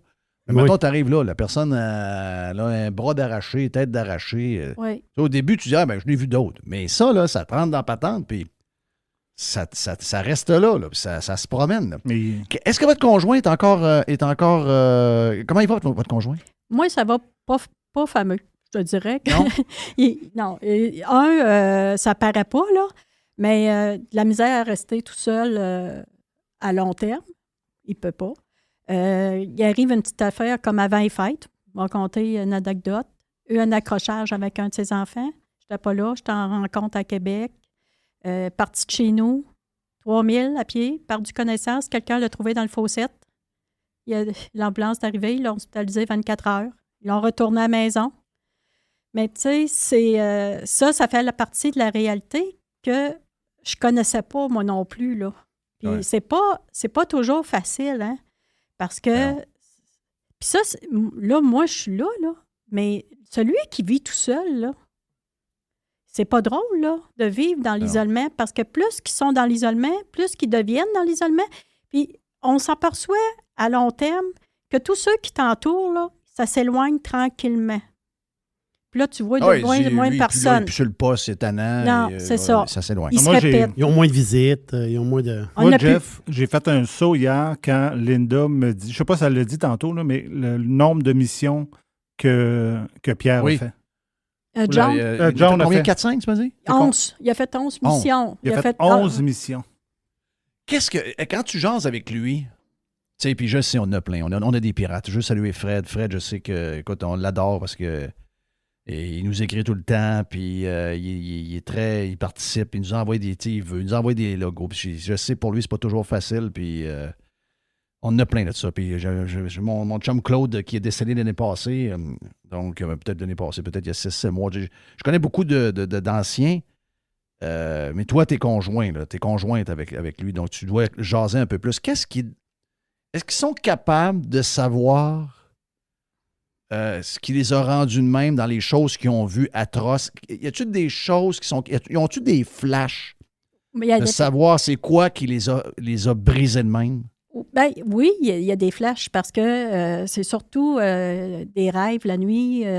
Lui a fait la Bosnie en mission de paix, Caste Bleu. C'était la Bosnie qui était la pire, Haïti, quand il l'a fait. Et quand tu vois Norfolina qui explose, c'est sûr que c'est pas... c'est ça. Là. C'est pas. Lui, il a eu aussi une médaille de bravoure parce qu'il a sauvé des Français. Et non, il n'en parle pas beaucoup. Il en parle avec son psychologue, mais il va en parler avec d'autres vétérans. Ça, c'est plus facile parce qu'ils se comprennent. Ils se comprennent, c'est ça. Tu sais, nous autres, au début, moi, quand j'ai été à la clinique TSO pour aller chercher de l'aide, j'ai dit, il faut qu'on m'explique parce que si on ne m'explique pas, je m'en vais. C'est comme un peu lourd aussi à vivre parce que tu ne comprends pas ce qu'ils ont vécu. Puis il faut que tu essayes de comprendre parce que toi, tu n'as pas été sur place. Tu as beau de te faire expliquer ça, mais en même temps... Ils vont toujours te dire, mais tu ne peux pas comprendre. Tu sais, je te le raconte, mais il faudrait que tu sois là pour comprendre. C'est ça. Fait que c'est comme un peu difficile, mais avec le temps, puis à force de vivre ensemble, tu sais, on apprend à aller dans les salons. J'ai compris parce que j'ai écouté beaucoup de conférences. Aussi, avec la Maison Pêche, à un moment donné, ils m'ont fait venir parce que la Maison Pêche, il aide beaucoup les itinérants au Québec. Puis Benoît, qui est directeur de la Maison Pêche, Quand j'ai besoin aussi d'informations, on m'aide beaucoup. Sur ces côtés-là, il va me répondre à mes questions. Ça m'aide. Mais c'est difficile à expliquer, hein, parce que ça mais quand j'ai parlé avec Claude Lavoie, au mois de mars, ça va faire 1 an qu'il est décédé. Ça fait 1 an, Claude. Oui. Je l'ai rencontré à peu près 5-6 fois, Claude Lavoie, avec le temps. Puis à un moment donné, j'avais jasé avec lui, puis c'était intéressant parce que à un moment donné, il s'est mis à pleurer, puis à un moment donné, il est sorti. C'est le côté... Lui, ses souvenirs c'est ce que j'ai compris. Ses souvenirs les plus difficiles, c'est les fois où il n'a pas été capable d'intervenir. C'est quand, à un moment donné, il y avait, en parenthèse, les mains attachées, quand il y a eu un ordre de ne pas faire quelque chose, de faire ou de ne pas faire quelque chose. Donc, il aurait pu intervenir, il aurait pu faire quelque chose. Il n'avait pas le droit. Il n'avait pas le droit de le faire. C'est ça qui l'a magané énormément. Ça le gruge. Énormément. Comme soldat, c'est ça qui l'a... c'est ça. Qui a trouvé ça tough. Puis c'est la même chose pour lui, parce qu'il ne pouvait pas rien faire. John, il me fait signe que oui. Il me fait signe que oui. OK, John, c'est un ancien combattant? Il est en face de moi. Oui. Oui, je sais, je le vois. Oui, c'est un ancien combattant. Ancien combattant. Oui. OK. Comment ça qu'on les abandonne demain? Bien, je ne sais pas pourquoi. Tu sais, on a beau dire on va donner de l'aide, puis j'en regardais comme monsieur Trudeau il avait dit quand il est rentré, on va donner de l'aide, aux conjoints. Tu sais, on va leur donner 1000 pièces par mois quand ils sont post-traumatistes. Moi, mon conjoint, il rentrait dans tout. Et je me souviens, celle qui s'occupait du dossier, elle m'avait appelé, elle a dit tu vas avoir le droit d'avoir un montant. Mon Dieu, je me suis dit si j'ai 200 pièces par mois, je vais être contente. Ben non. En fin de compte, c'était 1000. Mais j'ai pas eu le droit. J'ai eu 3 lettres. Dans le fond, au Canada, là, il n'y en a pas beaucoup qui l'ont eu. Là. Peut-être maintenant, là, il y en a peut-être 20. Il faut qu'ils aient les 2 jambes coupées puis les 2 bras coupés puis pour avoir le droit d'avoir cet argent-là. Mais c'était une promesse en l'air encore. Comme vous avez dit tantôt, vous ne pouvez pas partir longtemps. C'est dans le sens que c'est quelqu'un qui est handicapé physiquement, il a besoin souvent des lèvres-personnes, il a besoin de se déplacer. C'est ça. Faut l'aider souvent. Mais là, toi, tu peux pas partir longtemps. Non. Moi, là, oublie ça. Là. Si je pars 2-3 heures, là. À 2-3 heures, pas 2-3 jours. Non, écoute. Okay, non, mais. Écoute. OK. Non, on trouve une fin de semaine à Charlevoix, tu peux pas faire ça. Non, on oublie ça, là. Il faut qu'il aille à une maison pour qu'il demeure. Non, puis je peux pas vraiment aller loin parce qu'il restera pas avec n'importe qui non plus. Présentement, là, il y a à peu près juste avec mon fils qui va rester. Mais il n'y a pas un grand monde là, qui va venir passer une journée au complet là, avec lui, chez nous, tout seul. Là, en dessous de la table, en dessous de la table, il y a un toutou. Oui. Ça l'a énormément aidé. Ah oui? Oui. Parce que, il marchait avec une canne. Oui. Là, il n'y a plus de canne. OK. C'est bon, ça. Ça l'a énormément aidé. Maya, elle fait la job. Elle fait la grosse, mais... elle tient compagnie. Elle tient compagnie. Exactement. Fait que, au moins, il n'est pas tout seul le temps que... Mais malgré que l'autre jour, quand il est arrivé l'affaire, qu'on l'a retrouvé, j'ai été en rencontre à Québec et il y a une madame qui a trouvé le numéro de téléphone à Maya sur la médaille. Puis il y avait une dizaine d'autos, ça a l'air d'arrêter. Puis il y avait retrouvé John qui avait perdu connaissance dans le fossé. Puis ça, c'était avant Noël, là. Oui. Puis ça fait pas si longtemps que ça, là. Tu sais, c'est pour ça que je dis que c'est difficile à expliquer. Parce que quand il pogne... Ça prend pas grand-chose. Je savais que par le message qu'il avait reçu, j'ai dit, il va se passer quelque chose, mais moi, je pensais, peut-être 48, une semaine après, il va pas sur le moment présent là, que ça se passerait. Fait que là, j'étais pas trop... Fait que quand la madame m'a appelé pour me dire qu'elle avait trouvé John, j'ai dû cette l'ambulance. Moi, je pensais, parce que vu qu'il y a quelque chose dans la maison qui pèse en cas de panique, si je suis pas là, j'ai dit, il est dans la maison. Non, elle a dit, il est dans... Où ça, les belles amours, là? Hein? Fait que là, j'ai appelé mon fils. J'ai dit, tu vas-tu voir? Il dit, je vais y aller. Il me rappelle. Il dit, coup de bon. Il dit, donc bien loin. Il dit, je le vois pas. Il dit, marche pas. C'est vrai. il fait le tour de la rue, puis il revient. T'sais. Je ris, mais en même temps, c'est pas drôle. Mais il faut apprendre à vivre avec ça aussi. Là, ça, c'est mon choix. Là. Moi, j'ai appris à vivre, j'ai appris à rester. Il y en a beaucoup qui se séparent. Parce que c'est lourd. C'est lourd, puis tu n'as pas de vie. Moi, à 5h30, là, il a du mal beaucoup. Il s'en va dans sa chambre, puis il va écouter la télévision. Nous autres, maintenant, on fait chambre à part. Une nuit, à un moment donné, il m'a pris au cou. Serre. Tu fais quoi, là? T'sais? Wow, là. T'sais, après, là, lui, il se déteint, il ne se souvient pas. Moi, je descends en bas du lit, puis là, je vais m'asseoir dans le salon. Je dis, hey, qu'est-ce qui vient de se passer là? Il était sur le terrain. Là. Lui, il était sur le terrain. Il était en mission. Oui, lui, il était en mission. C'est ça. Des coups de genoux, des coups de pied, là, tu dis, ça va. Mais là, le coup, c'est autre chose. Juste un peu. Mais là, tu fais un méchant saut, tu sais, tu te dis... mais Linda, ce que tu as connu, là, je comprends que tu es avec John depuis 17 ans. Oui. Je comprends que vous avez des enfants de l'union précédente. Oui, c'est ça. Oui. Ouais. Est-ce que tu as connu John avant ou quand tu l'as connu, il revenait déjà de mission puis c'était déjà commencé? Ou tu as vu comment il a dégradé avec les années? Bien, moi, j'ai vu nous autres, lui, il était sorti de mission. Il est sorti en 94.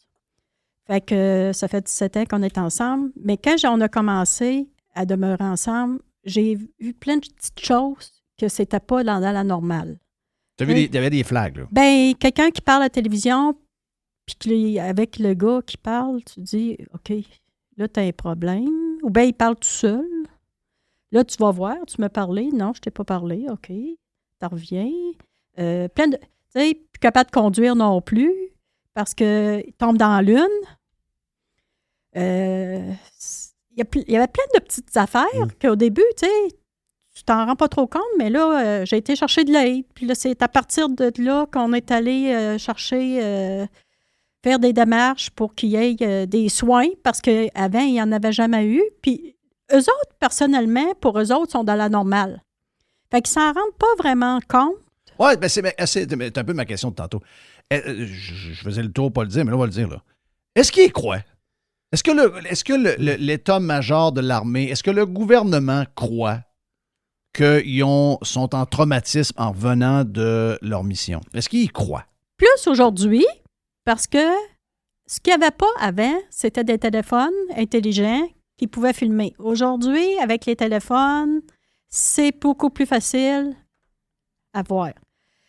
Sauf qu'avant, quand lui est sorti de l'armée, son psychiatre, il avait dit il aurait fallu que tu te rendes aller en psychiatrie pendant 6 mois. Mais il fallait qu'il se ferme puis qu'il ne dise pas un mot quand il sortait de là. OK. Ouais. Wow. Non, c'est terrible, wow. Hey, Linda, c'est parce que on a des affaires à parler. On pourrait en parler pendant des heures. C'est intéressant au bout. Puis on se sent mal de savoir que ça existe puis que ça n'a pas l'air... Puis ton projet est bon, là. Ton projet est vraiment bon. Là. Je lisais pendant que tu racontais un peu les choses.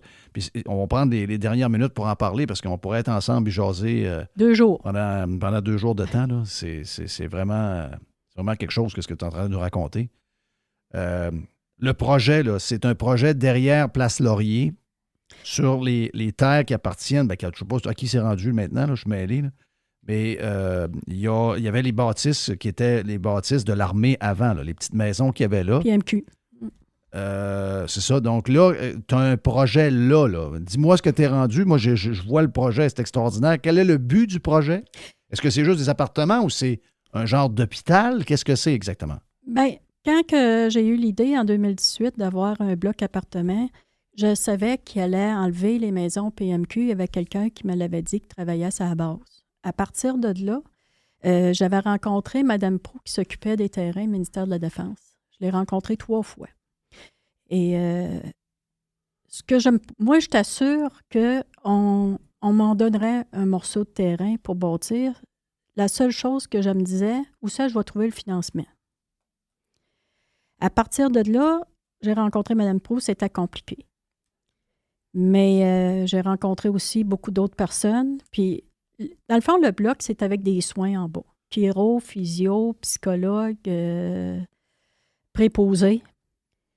Puis, parce que les gens là, qui sont post-traumatistes, ils en ont besoin. Et aussi d'avoir des studios pour que s'il arrive quelque chose, à place de se séparer, qu'on pourrait les séparer pendant 24-48 heures, le temps que des crises se réabsorbent. Parce que ça arrive souvent. Hein?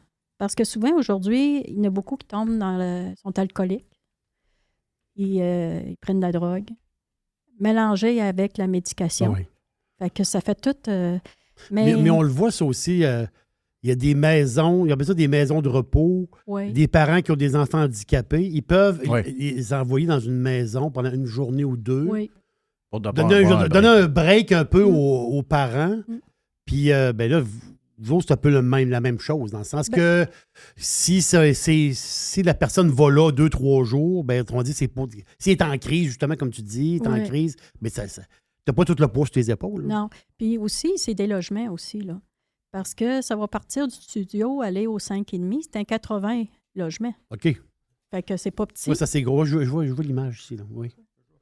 Moi, mais là, regarde, je vais faire là, je suis plate. Là.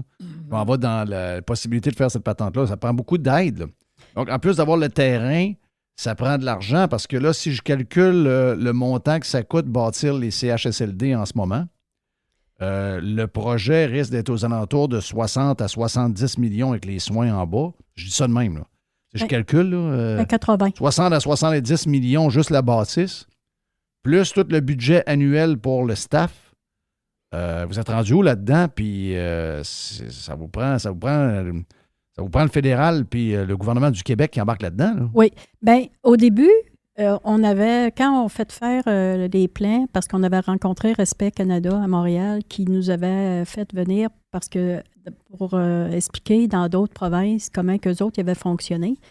On avait le financement quand on a commencé. Là, il faut falloir recommencer le financement parce que aussi Accès Logis ont été suspendus depuis 3 ans. Accès Logis, c'est les logements à prix modique. C'est pas tout le monde, c'est pas tous les vétérans qui ont de l'argent non plus.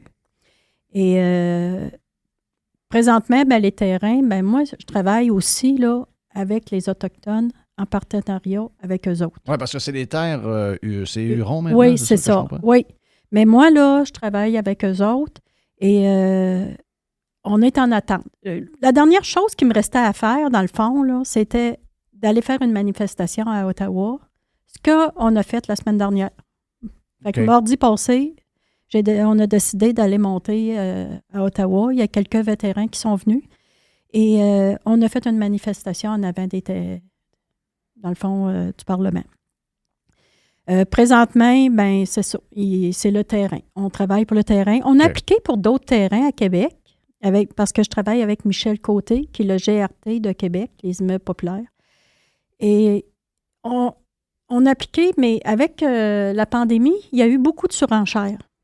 Fait que quand que le terrain vaut 1,2 million, puis qu'arrive quelqu'un qui donne 3 millions, je comprends que la personne à qui appartient le terrain va le vendre à 3 millions. Hein? C'est logique, puis on ferait probablement les terrains en arrière de Place Laurier, ça appartient au gouvernement? Ça appartient au gouvernement, oui. Là, eux autres...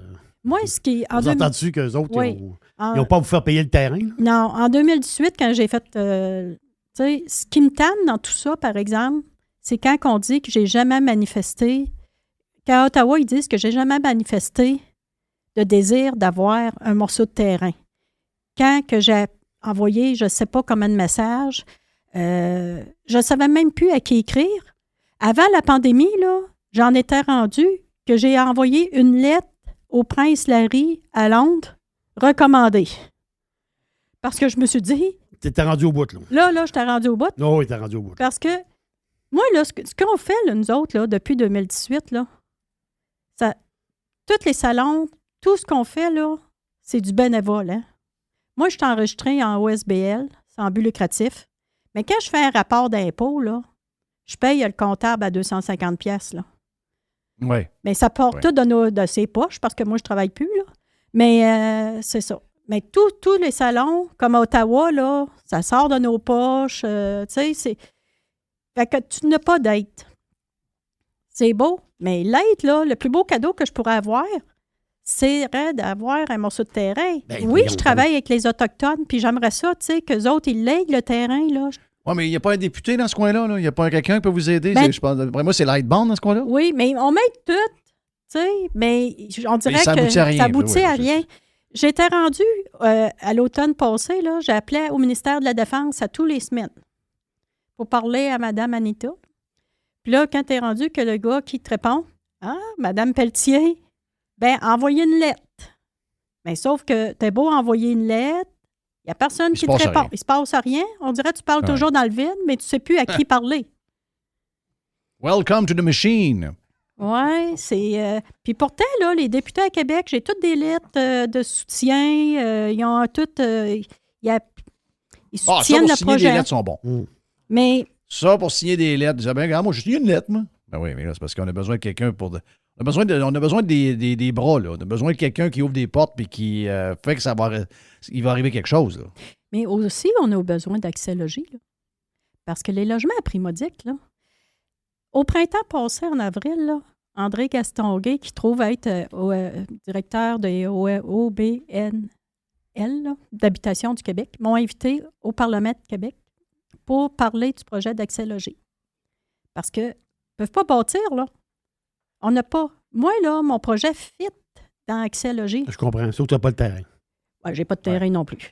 Non, mais si, mettons, supposons que overnight, là, supposons, demain matin, c'est OK, le terrain, on va faire arpenter ça, puis ça va fonctionner. Oui. Est-ce qu'avec accès logis, je ne sais pas trop quoi, là, est-ce que c'est avancé ou il va y avoir encore du taponnage avec eux autres? Ah, ben là, il va falloir que M. Legault, Ah! OK, ça marche, là. OK, là, c'est un autre palier du gouvernement. Oui, on ira faire d'autres manifestations. OK, oui, c'est bon, oui. C'est bol. Donc, ça va être un long chemin. Là. C'est un chemin de croix. Là. On va travailler sur d'autres subventions. Mais, bravo. Si on a besoin de faire quelque chose, vous nous le dites, y a-t-il des choses concrètes qu'on peut faire? Comment on peut vous aider? Bien, dans le fond, c'est supporter Wandac aussi, là. Puis qu'il y ait le terrain, puis que nous autres, on puisse avoir un morceau de terrain. Oui. Et, parce que si ça passe par les Autochtones, les Hurons, c'est eux autres qui vont être le plus vite. Ça peut aller plus vite qu'on pense. Oui, c'est ça. Ou s'il y a quelqu'un à la ville de Québec, tu sais, à Québec, qui ont un terrain à vendre, mais pas à 3 millions, parce qu'on s'entend que... Moi, je comprends. Mais pourquoi que le ministère de la Défense, à date, s'ils ne pouvaient pas me donner ce morceau de terrain-là, ils ont quand même d'autres terrains à Québec? Pourquoi ils ne m'ont jamais offert d'autres terrains? Tu sais, en entendant, là. Ils auraient pu faire un 40 logements. D'après moi, il y a peut-être du terrain un peu avant le quartier. Là. Il doit y avoir de quoi quelque part. Là. On aurait pu bâtir un peu plus petit en entendant d'avoir un peu plus gros. Il n'y aurait peut-être pas de soins, mais au moins les vétérans qui sont présentement prêts à aller dans une place... Il n'y a pas une bâtisse avant le quartier qui... Il n'y a rien dedans, je ne sais pas, moi. Y a-tu quelque chose, non? Aucune idée. Il n'y a personne qui me parle. On dirait que moi, là, présentement, il n'y a plus personne qui veut me parler. Bon. C'est le fun. Je suis trop tannante. J'ai déplacé trop d'air et j'ai tellement parlé à des gens, je ne sais plus à qui parler. Quand le téléphone sonne, c'est qui? C'est Linda. Oh boy. OK, c'est beau, là. Ouais. Hey, bonne chance, Linda. Bonne chance, John. Hey, merci. C'est gentil. Puis, lâchez pas. Regarde, les vétérans ont besoin de vous autres. Merci. Incroyable. Même le monde de la misère sont pas capables de livrer rien. Comment ça? On donnait pas tout cet argent-là pour aider ce monde-là? Oui. C'est pas ça le but de la non, mais c'est pour ça qu'on donne de l'argent. Ben, me semble. C'est pour ça qu'on donne de l'argent. Ouais. C'est pour ça. OK, on fera une boîte à Jerry après sur Radio Pirate Live, OK? Petite boîte vite. See ya. Après la pause sur Radio Pirate Live.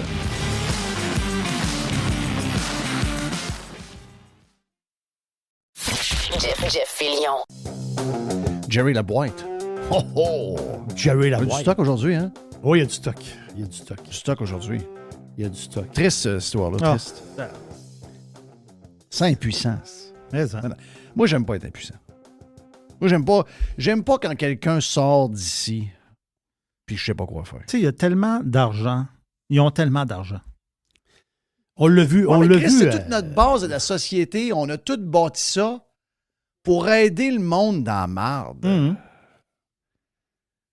On dirait que c'est ça qui me frustre. Finalement, là, on a juste créé des fonds-fonds. Ouais, mais ça prend des fonds-fonds. On leur donne rien. On leur donne rien. On a du monde qui... Toutes des poules pas de tête qui marchent puis qui font plein d'affaires, puis on les paye, puis on les porte des fonds de pension. Mais finalement, à la fin de la journée, t'as fait quoi? Juste, by the way, ce monsieur-là est allé défendre le pays plusieurs fois. Là. Il paraît que c'est une pièce, un genre de 6 et 6. Oui. Je le regardais quand il serrait la main à Jerry, puis il dépassait Jerry quasiment d'une tête. Moi, j'avais l'air petit. Pour une fois, j'avais l'air petit. Ouais. Mais non, c'est ça l'affaire. C'est un gars qui est allé. C'est un gars qui a tout vu. Là. Ça a sauté autour de lui là, à grandeur. Là. Plusieurs fois, plusieurs pays, plusieurs situations. Je le comprends d'être shaké. Je serais possiblement shaké, moi, avec. Ah ouais, c'est impuissant. C'est exactement comment je me sens en ce moment de live. Dans la boîte, Jerry, une petite courte, vu qu'on a eu pas mal de stock, un temps de 10 minutes. Oui, une petite affaire petite courte. C'est juste une affaire drôle. Tu sais, on parle de politicos. Tu sais, des fois, les politicos, il faut rire d'eux autres aussi un peu. Là. Parce que... Est-ce que tu connais Alexandre Boulris? Boulris, là, c'est... Boulris, c'est je le connais pas, mais je sais que j'ai vu le tweet que vous avez envoyé hier. Boulris, c'est le... J'ai cliqué sur lui pour savoir c'était quoi, puis je suis barré. OK, t'es barré. Je le connais même pas. OK, t'es barré. Boulris, c'est... Il était là avant la vague orange. Il était là pendant la vague orange. Puis c'est le dernier, c'est quasiment le dernier survivant de la vague orange. Le champ de belle pension. Lui, c'est le gars là, qui il représente le NPD dans Rosemont, au fédéral. Au fédéral. Boulris, Carl. Mais c'est drôle parce qu'il était au parc Beaubien. C'est juste une anecdote. Mais tu vois comment ils sont communistes jusqu'à Amouel. Le gars, il va dans c'est le parc Beaubien. Les gens se rassemblent pour faire des sculptures de neige. C'est le fun, tu sais, l'hiver, ça fait des sculptures de neige.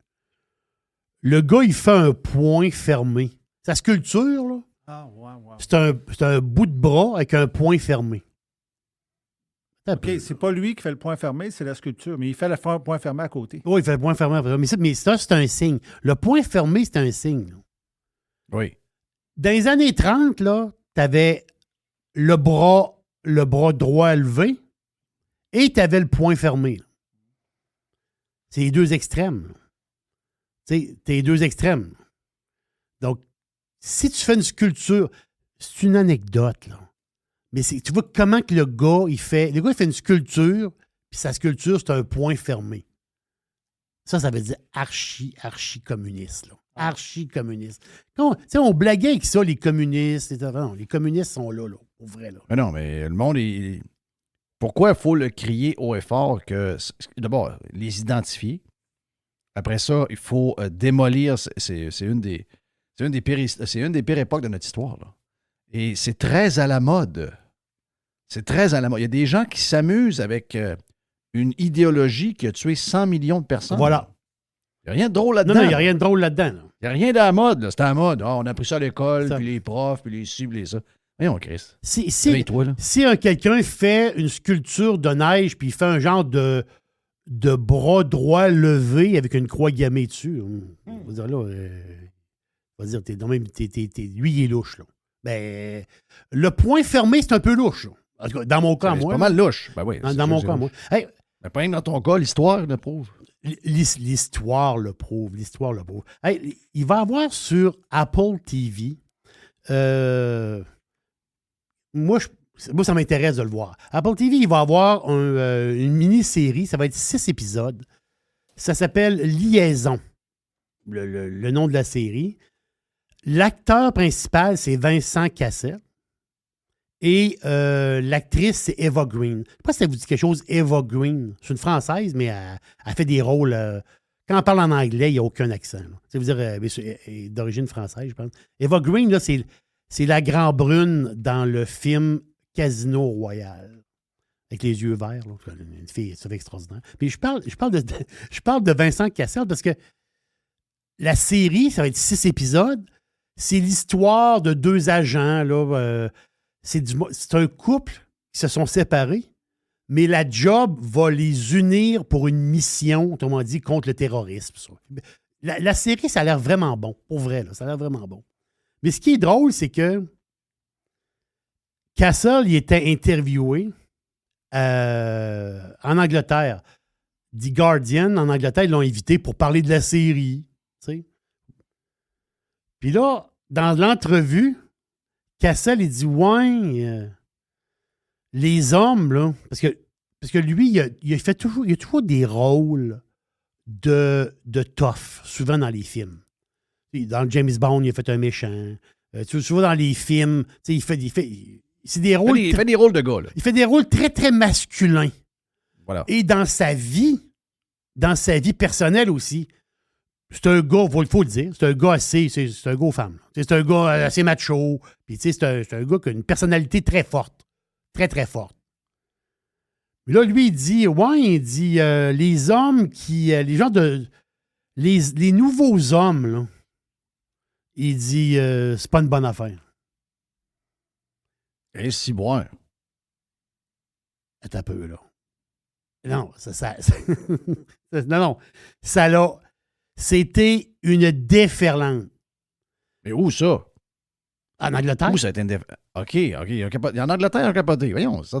C'est devenu quoi, ça? C'était un autre pays de bobos, ça, l'Angleterre? C'est quoi qui nous arrive, là? Moi, ça, le gars dit une des premières choses que j'entends qui a de l'allure depuis à peu près 1 an. Si les hommes deviennent trop vulnérables et trop féminins, je pense qu'on va avoir un problème.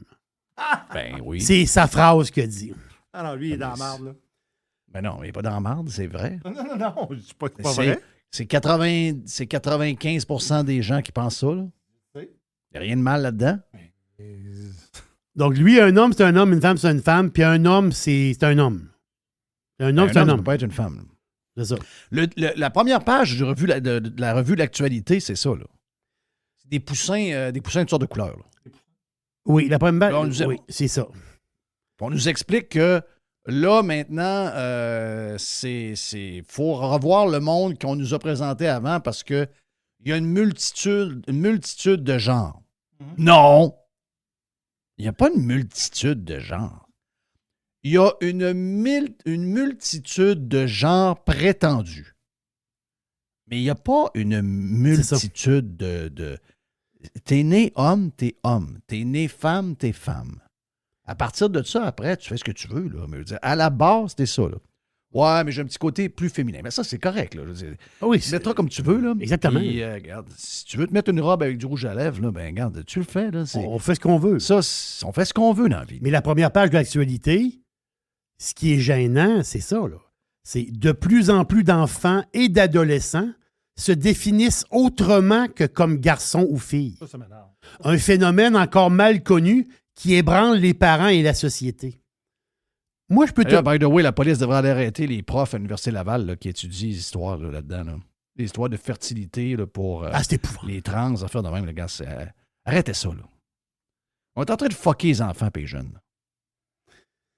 Les parents sont très louches.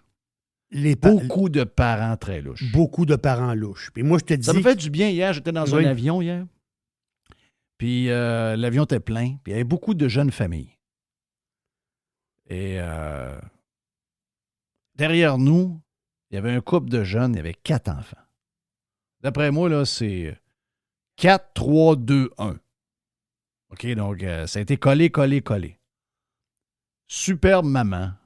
Un père. J'étais quasiment mal de moi-même. Je me suis dit, tabarnak, j'ai donc bien bon comme père, lui. Mais tu sais, tu vois que c'est du monde, du vrai monde. Puis les gens que je voyais, il y avait beaucoup d'enfants hier. Ce qu'on nous raconte, puis la vraie vie, c'est toutes des histoires, là. C'est toutes des histoires. On est là à s'occuper que des affaires exceptionnelles. Arrêtez ça, là. Tu l'as vu, là? Je ne sais pas c'est où que j'ai vu ça, je pense ce matin. Que finalement, les jeunes vont avoir des enfants. Là. Oui, les jeunes. Les histoires de les jeunes qui ne veulent pas d'enfants pour la planète, là, c'est pas vrai. Là. Ben non, pas toutes. Les jeunes veulent des enfants. C'est pas loin de 70% des jeunes. Tu leur demandes jeunes. Oui. Tu m'aurais demandé à 21 ans, veux-tu des enfants? J'aurais dit non. Là. Je ne voyais pas ça dans ma tête. Mm-hmm. Pour des raisons diverses. Mais surprenant de voir que même très jeunes, 70% des jeunes adultes, 18, 20 ans, 21 ans, ils veulent avoir des enfants. Donc là, la journaliste est là, mais mon Dieu, alors que la Terre a besoin de moins d'humains, nos jeunes veulent encore... Ben oui, comme vous avez dit, les jeunes ne veulent plus avoir d'enfants parce qu'ils ne veulent pas mettre d'enfants sur la Terre pour des raisons écologistes. Voyons non, c'est des histoires, ça. Pogne 2 couples de même, puis ils pensent que c'est toute la génération de jeunes au complet. En tout cas, il y a bien des jeunes qui n'ont pas pogné le call parce que hier, dans l'avion, on m'a dit de quoi, ça broyait, ça criait. C'était beau à voir. C'était beau à voir. Beaux parents, des bons jeunes. Puis c'est ça la vraie vie. Mais on a l'impression que tout le monde est trans, que tout le monde ne veut plus avoir d'enfants, que le monde mange des grillons. Voilà, c'est ça. Voyons donc, c'est toute la maudite folie, ça. Je dis pas que ça n'existe pas, que quelqu'un ne se sente pas bien dans son corps de gars. Mais c'est exceptionnel. Y en a-tu plus qu'avant? Il y en a plus. Il y a un fond un peu de mode. Un peu comme le communiste tantôt. Il y a une mode. Il y a une mode. C'est la mode. Avoir des tatous, ça n'impressionne plus personne. OK? Un gars qui veut se mettre en fille, ça, ben là, c'est à la mode. On s'en parle dans 5 ans. Mais elle n'est pas scrapée à la vie des enfants, là, quand même. Un enfant de 9 ans, sa mère est assez folle de convaincre que le petit gars, c'est une fille. Ben, la DPJ, c'est pas pour rien qu'on a fait ça, là. Il décidera quand il sera adulte. Ben oui. Voilà. Il va avoir le temps en masse de réfléchir à son histoire. Adulte, il faut ce qu'il enfant veut. de 9 ans ne pense pas changer de sexe. Adulte, non. Hey, ça n'existe pas. Je sais que c'est un compte Twitter que tu connais, mais j'en parle pour les pirates. Sûrement beaucoup de pirates le connaissent. Il s'appelle Joe Pompliano. Oui. Joe Pompliano. 500 000 followers. Ben oui, 502 000 followers. T'es content? Il s'en va vers 1 million, d'après moi. Ben oui, c'est sûr. Puis moi, je trouve que c'est un bon Twitter. Ça, c'est de la vraie info. Oui, il y a toutes d'infos là-dedans. Et il parle de la maison de Mark Wahlberg, qui a vendu sa maison. De Californie. Oui, à Beverly avec le Hills. golf, là, avec le synthétique. Avec le synthétique, mais c'est la maison que tu m'avais montré à un moment donné, il y a 2-3 ans, je ne sais pas trop quoi, tu dis, regarde le setup de regarde, moi, je suis là-dedans un peu, là, puis je peux te dire qu'en gazon synthétique, pour le golf qu'il y a là, il n'y en a pas 1 million. T'es sérieux, là? Minimum. 1 million US, là-dedans, là, c'est sûr. Ben, je dirais même plus. 1 million, je suis conservateur. Là. La maison, 30 500 pieds carrés, 12 chambres, 20 salles de bain. Regarde, c'est la totale. Là. Il y a un terrain de basket, il y a un terrain de tennis. Regarde. Mais Mark Wahlberg, c'est pas quelqu'un qui est aimé de beaucoup de monde. Premièrement, très, d'après eux autres, sont très conservateurs. Très conservateurs. Conservateurs dans le sens politique, total. Tout. Ah, tout. Okay. Conservateur, tout. Conservateur. Tu sais, vraiment, là, on est. Ben, c'est des affaires que la gauche regarde ça et traite de cave. Là. Mm-hmm. C'est des valeurs. C'est des valeurs que moi j'aime. Rajoutez à ça un fond très religieux. Puis vous allez voir, vous allez pogner un gars qui est pas mal un gars qui pourrait être dans notre gang. Là. Mm-hmm. Mais les gens de gauche détestent ce genre de gars-là. Est-ce qu'il vend sa maison en Californie parce que on s'entend-tu que sa maison est de toute beauté? C'est capoté. Il a acheté cette maison-là 8,2 millions en 2009.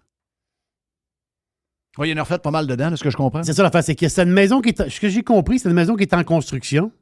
Il y avait un gros bout de fait.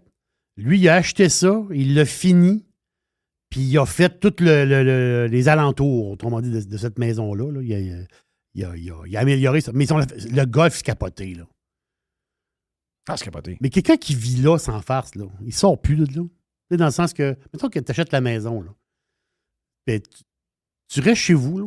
Tu as tout ce qu'il faut. Dans le sens que t'as des piscines, t'as jusqu'au temps que tu aies une trentaine de migrants mexicains avec des tatous d'en face qui finalement ont dormi sur un de tes greens, puis qui t'appellent la police te dit qu'ils peuvent rien faire. Ouais, là, c'est plus tannant un peu. Ouais, c'est vrai. On est en Californie. Ils vont vendre ça combien, maison? 55. Et si boire. Ouais. That's a good deal. Oui, il a fait un bon deal. Mais ça se peut bien qu'il parte de la Californie à cause de la situation sociale. Oui. Ça se peut très, très bien. Même que les anciens Californiens sont en train de scraper un des États qu'on aime. J'ai vu hier les images de Austin, Texas, où une gang de... Parce que vous savez que Austin, c'est là où les Californiens déménagent. Oui. Donc, ils sont en train de scraper le Texas. Ils amènent leurs idées. Ils fuient une place pour une raison, mais ils amènent toutes leurs idées avec eux autres. Et hier, ils ont fait du drag racing, une autre affaire importée de la Californie. Et les polices sont arrivés sur les lieux. Puis là, tout le monde qui avait là, ils ont repoussé la police. Ah non, les images qu'on voit, je pense que tu as dû voir ça ce matin sur les ondes de Fox News pour faire plaisir à Patrick Lagacé. Oui, exact. Yes. Et une petite vite pour finir, Jerry. Je veux que tu nous parles de John Ram. Juste une seconde. John Ram qui a gagné en fin de semaine. Big John. Quand même, la bourse, c'est intéressante. Le gars, il gagne 3,6 millions. Les bourses au golf, ils ont explosé. Oui, ils ont doublé à cause de Live Golf. OK, c'est ça que je me demandais. Puis j'ai dit, j'en ai manqué un bout. Ils ont doublé, quasiment triplé pour les événements comme celui de la semaine passée, de la semaine d'avant, qui sont devenus comme des tournois, on va dire, de catégorie A. Donc, ça a doublé. C'est à cause de Live. Ils veulent pas que les joueurs quittent pour Live Golf. Ils ont monté les bourses qui sont quand même 3,6. Mais l'histoire de John Ram, t'es meilleur pour nous en parler, là, mais c'est incroyable pareil. Le gars espagnol, c'est John Ram Rodriguez, c'est ça son nom? C'est le meilleur golfeur au monde, pareil. Là. Oh oui. En ce moment, c'est le meilleur? Ben là, c'est dur à dire parce qu'on ne voit plus les gars de Live. Le premier tournoi commence cette semaine de Live Golf. Donc là-dedans, il y a Dustin Johnson, il y a un paquet de joueurs. Mais je pense que même si tout le monde était là, je pense que John Ram est dans une classe à part.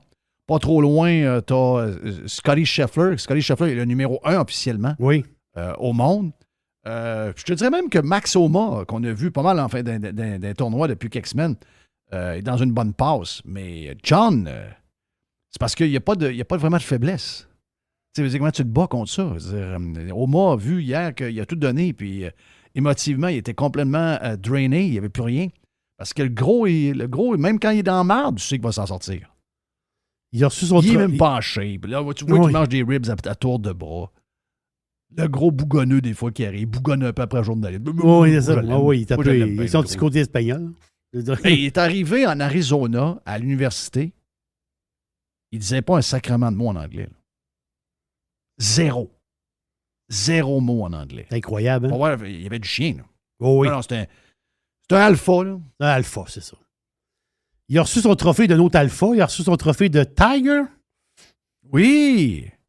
Tiger, c'est lui qui avait gagné le dernier tournoi, je pense, c'est ça l'histoire. Tiger a fait la coupe, il m'a impressionné. Oui. Sérieux, il a fait une très, très bonne fin de semaine. Hey, le gars joue sur une jambe. Le gars, il est vraiment puissant. Là. Le gars, il est... Faut qu'il marche le terrain, il peut pas le payer. Impressionnant. Non, il peut pas. Il faut qu'il marche. Là. Faut qu'il marche. Impressionnant, mais je vais te dire de quoi. Liv a changé le golf. Ils vont avoir 3 nouveaux joueurs là, qui ont signé, entre autres, le numéro 34 au monde. Ça l'a shaké la PGA. Mais les 2 derniers tournois, puis je sais que... Et je vais peut-être te dire une autre affaire la semaine prochaine parce que je m'en vais au tournoi du Honda Classic avec ah oui? Avec ma blonde, avec Carole et André qui est le boss de la tempête. Très bon. Puis j'ai regardé le field du Honda Classic. C'est pas pour rien qu'Honda, qui est le plus gros, le plus vieux commanditaire de la PGA, quitte après cette année.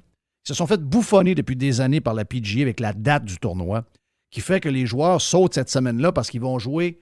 Ils jouent Riviera, qui est le tournoi de Tiger, et ensuite, ils vont jouer le tournoi de Arnold Palmer à Orlando. Donc, entre les deux, sur un terrain qui est beaucoup trop difficile, à West Palm Beach.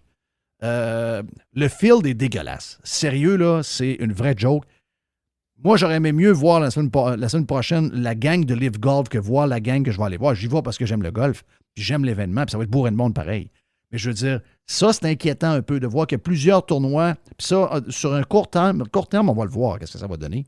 Mais les événements qui ont été choisis pour être les événements A, comme c'était le cas en Arizona il y a 2 semaines, et celui qu'on a eu en fin de semaine, ça, pour moi, c'est très inquiétant pour Live Golf. Mais d'un autre côté, pour la PGA, je suis en train de me demander s'il n'y a pas la moitié des tournois qui vont disparaître.